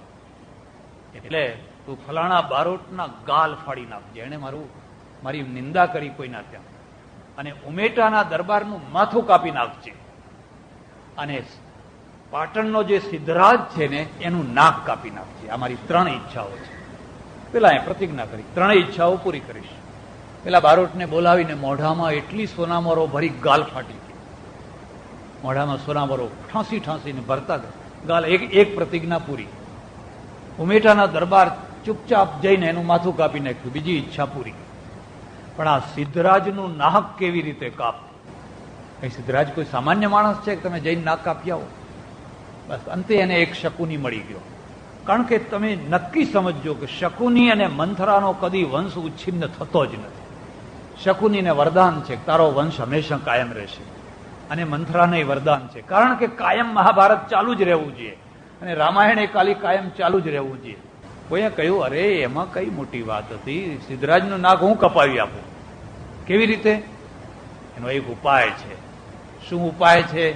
ઉપાય એ છે કે સિદ્ધરાજનું સગપણ રાણક દેવી સાથે થયું છે, અને રાણક દેવીને તું રાણી બનાવ એટલે એનું નાક કપાઈ ગયું. એમાં નાક કાપવાનો બીજો શું અર્થ હતો? આવા મોટા ચક્રવર્તી રાજાની રાણી, એને તું રાણી બનાવે એટલે એનું નાક કપાઈ ગયું. બસ પેલાને વાત લાગી, સીધી ઘા તો સાચી વાત છે. અને એણે રાણક દેવીને રાણી બનાવી. અને પછી તમે જાણો છો કે એના પરિણામે સિદ્ધરાજે 12 વર્ષ સુધી ઘેરો ઘાલ્યો, રાખેંગાર મરાયો, પુત્રો મરાયા, આખો કિલ્લો ઉજ્જડ થઈ ગયો, બધું વિનાશ થઈ ગયો. આ બધાનું મૂળ ક્યાં છે? એક મરતો માણસ જે પોતાના વંશને મારતો ગયો, એક મરતો માણસ 3 પ્રતિજ્ઞાઓ આપતો ગયો, મારી આ 3. એમાં 3 મેં એવું નથી કે આજ દ્વારકામાં ધર્મશાળા બાંધજે, એવું નથી. તું કોઈ ગૌશાળા કરજે, એવું નથી. બસ એકના ગાલ ફાડજે, એકનું ગળું કાપજે, એકનું નાક કાપજે. એમાં શું ખૂટે છે? એમાં દિવ્યતા ખૂટે છે. એ દિવ્યતા કેમ ખૂટે છે? કોઈ એને સંત ના મળ્યા, કોઈ એને સાધુ ના મળ્યો. જો કોઈ સંત મળ્યો હોત, કોઈ સાધુ મળ્યો હોત તો એને કહત કે આ વેર વૃત્તિને દાબી દે, આ વેર વૃત્તિને બાળી નાખ, અને જેના સાથે તારો વેર બંધાયું છે એના માટે સાંજે પ્રાર્થના કર, ભગવાન તારું ભલું કર, તારુંય ભલું થાય, તારુંય ભલું થાય, તારુંય ભલું થાય, તારુંય ભલું થાય. આથી વધારે કોઈ દિવ્યતા નથી. તમારા અંદર ક્ષમાવૃત્તિ જાગી, તમારા અંદર ઉદારતા જાગી, તમારા અંદર શૌર્ય જાગ્યું. શૌર્ય એક મોટો સદગુણ છે, નમાલાપણું દુર્ગુણ છે. તમારા અંદર પરાક્રમ જાગ્યું, તમારા સદગુણો વિકસવા લાગ્યા. તમે જ્યાં જાઓ ત્યાં તમારી દિવ્યતા ચમકી ઉઠે. અમે ઘણી વાર યાત્રા કરવા જઈએ, 25-50 કલાકાર છે, કદરનો ભૂખ્યો હોય છે, એટલે એ હંમેશા કદરદાનને ખોળતો હોય છે. કોઈને પૂછ્યું કઈ છે કોઈ? હા, એક ગોસાઈજી છે, બહુ સંગીતના શોખીન છે, અને સંગીતમાં ઊંડાણ સુધી એ પ્રવેશેલા છે. ત્યાં ગયા અને કહ્યું કે જો આપની આજ્ઞા હોય, ઈચ્છા હોય તો હું 1-2 રાગ સંભળાવું.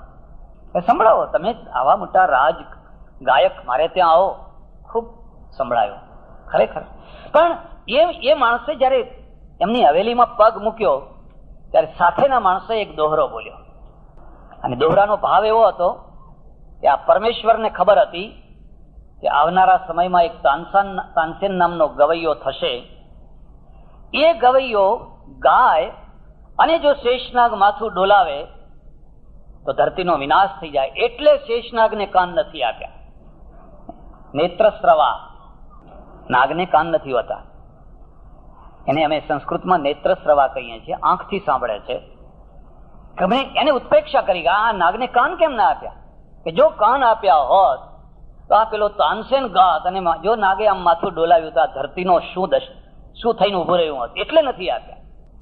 એક વાત યાદ રાખજો, થોડા વખાણ કરનારા માણસો રાખવા જ હોય તો રાખજો, પણ 2 જગ્યાએ વખાણ ના કરવા દેશો. એક તો ઈશ્વરના મંદિરમાં જાઓ ત્યારે તમારા વખાણ ન થવા જોઈએ. ઈશ્વરના મંદિરમાં બેસીને તમે પ્રયત્નપૂર્વક તમારા વખાણ કરાવડાવો તો તમે ઈશ્વરના ગુનેગાર છો. જેના વખાણ થવા જોઈએ એના છે, એની આપેલી મહિમાથી તમે મહિમાવાળા થયા છો. અને 2, પોતાનાથી મોટા જે વડીલો ગુરુજનો હોય એમના આગળ વખાણ કરાવનારા માણસો આગળ વખાણ નહીં કરાવવાના. એના આગળ જેટલા નાના થઈને રહેશો એટલા જ મોટા થશો. આ માણસ વિવેક ચૂકતો હોય છે. ગોસાઈજી કશું બોલ્યા નહીં, સાંભળ્યું, ખૂબ સાંભળ્યું. અને પછી જયારે વિદાય થવાનો પ્રસંગ આવ્યો એટલે એક સરસ મજાની ચાંદીની થાળીમાં સોના મોરો મૂકી, ઉપર મખમલનો રૂમાલ જરી ભરેલો ઢાંકી એમને ભેટ આપ્યો. કદર થવી જ જોઈએ, કલાકારની કદર થવી જ જોઈએ. તો કલાના આધારે જીવે છે, પણ એને વળી કેમ જાણે કેમ શું સૂઝ્યું, જતા જતા એને જોયું આમાં શું છે, જરા જોવું તો ખરો. તો મખમલ જરા ઊંચું કર્યું, સોના મોરો ભરેલી, સૌથી ઉપર છે ને એક ફૂટેલી કોડી મૂકેલી. સંદેશો આપવાની પણ એક ગજબની રીત હોય છે. જે આ કાર્ટૂન વાળા નથી જોતા તમે, આખો લેખ લખો ને જે આમાંથી સંદેશો ના નીકળે કે 4 લીટીઓ આમ કરે એટલે એમાંથી એક સંદેશો નીકળી જાય. કાર્ટૂન કેટલો મોટો સંદેશો આપે છે. એમ કેટલીક વાર ઘણું બોલ્યા પછી પણ જે સંદેશો ન મળે એ નાની વાતમાંથી આપી શકાય. અને પેલો સ્તંભી ગયો. નક્કી આ ભૂલથી મુકાઈ ગયેલી નથી, પણ કોઈ ખાસ લક્ષ્ય કરીને મૂકેલી છે. ફૂટી કોડી. એ પાછો આવ્યો. મહારાજ, હું સમજ્યો નહીં, આ સોના મહોરોના ઢગલા ઉપર ફૂટેલી કોડી કેમ મૂકી છે? કે સમજવું હોય તો પાછા આવો, બેસો. બેઠા. એમના પાસે જે ગાનારાઓ હતા એમાંનો એક ગાનારો હરિદાસ, પોતળી પહેરે, શરીર આખું ઉઘાડું, પાતળું શરીર, માથું મુડાવેલું. એને હરિદાસને બોલાવ્યા અને હરિદાસને કહ્યું, 2 પદો સંભળાવો, ભગવાનના 2 પદો સંભળાવો. અને હરિદાસે જ્યાં નાભીમાંથી સ્વર કાઢ્યો, સંભળાવવા માંડ્યા. પેલાના આંખમાંથી, તાનસેનની આંખમાંથી પાણી વહેવા લાગ્યું. અને એને કહ્યું, સારું છે તમે અહીંયા પડ્યા છો. જો તમે બહાર સ્ટેજ ઉપર આવ્યા હોત તો દિલ્હીના દરબારમાં તાનસેન ન હોત, હરિદાસ હોત. આટલું સરસ ગળું, આટલી સરસ ગાયકી, અને એક પોતળી પહેરીને તિલક કરીને મુડેલા માથે માણસ બેઠેલો છે. ગોસાઈજીએ જવાબ આપ્યો, જો એટલે જ હું તમને કહું છું, તમારું ગળું, તમારું સંગીત સોના મહોરોના ઢગલા કરતા મોટું છે, પણ કોઈ બાદશાહ માટે છે, કોઈ રાજા મહારાજાને રીઝવવા માટે છે. એટલે અંતે ફૂટેલી કોડી જેવું છે. અંતે ફૂટેલી કોડી જેવું છે. રાજા મરી જશે, બાદશાહ મરી જશે, તમારું સંગીત મરી જશે. આ હરિદાસ છે ને, એનું સંગીત રાજા મહારાજા માટે નથી, પણ મહારાજાના મહારાજા માટે છે. મહારાજાઓના મહારાજા માટે છે, સોના મહોરો લેવા માટે નથી. સ્વાંત સુખાય તુલસી રઘુનાથ ગાથા ભાષા નિબંધ મતિ મંજુલમાં તનોતી. આ સમર્પિત સંગીત છે. એટલે વર્ષો પછી પણ આનું સંગીત મરવાનું નથી. આ ભક્તિ માર્ગ છે. અહીંથી એમાં એક દિવ્યતા પ્રગટ થતી હોય છે, જ્યાં કોમર્શિયલ દ્રષ્ટિ પૂરી થઈ, જ્યાં સાંસારિક ઈચ્છાઓ પૂરી થઈ, અને એ જ શક્તિ જયારે સ્વતઃ કૃષ્ણ પ્રીત્યર્થ વહેવા લાગે, એટલે એમાંથી કોઈ રવિશંકર મહારાજ પેદા થાય, એમાંથી કોઈ ગાંધીજી પેદા થાય, એમાંથી તુકારામ પેદા થાય, નરસિંહ મહેતા પેદા થાય, મીરાબાઈ પેદા થાય. એક અદભુત વ્યક્તિત્વ પ્રાપ્ત થાય.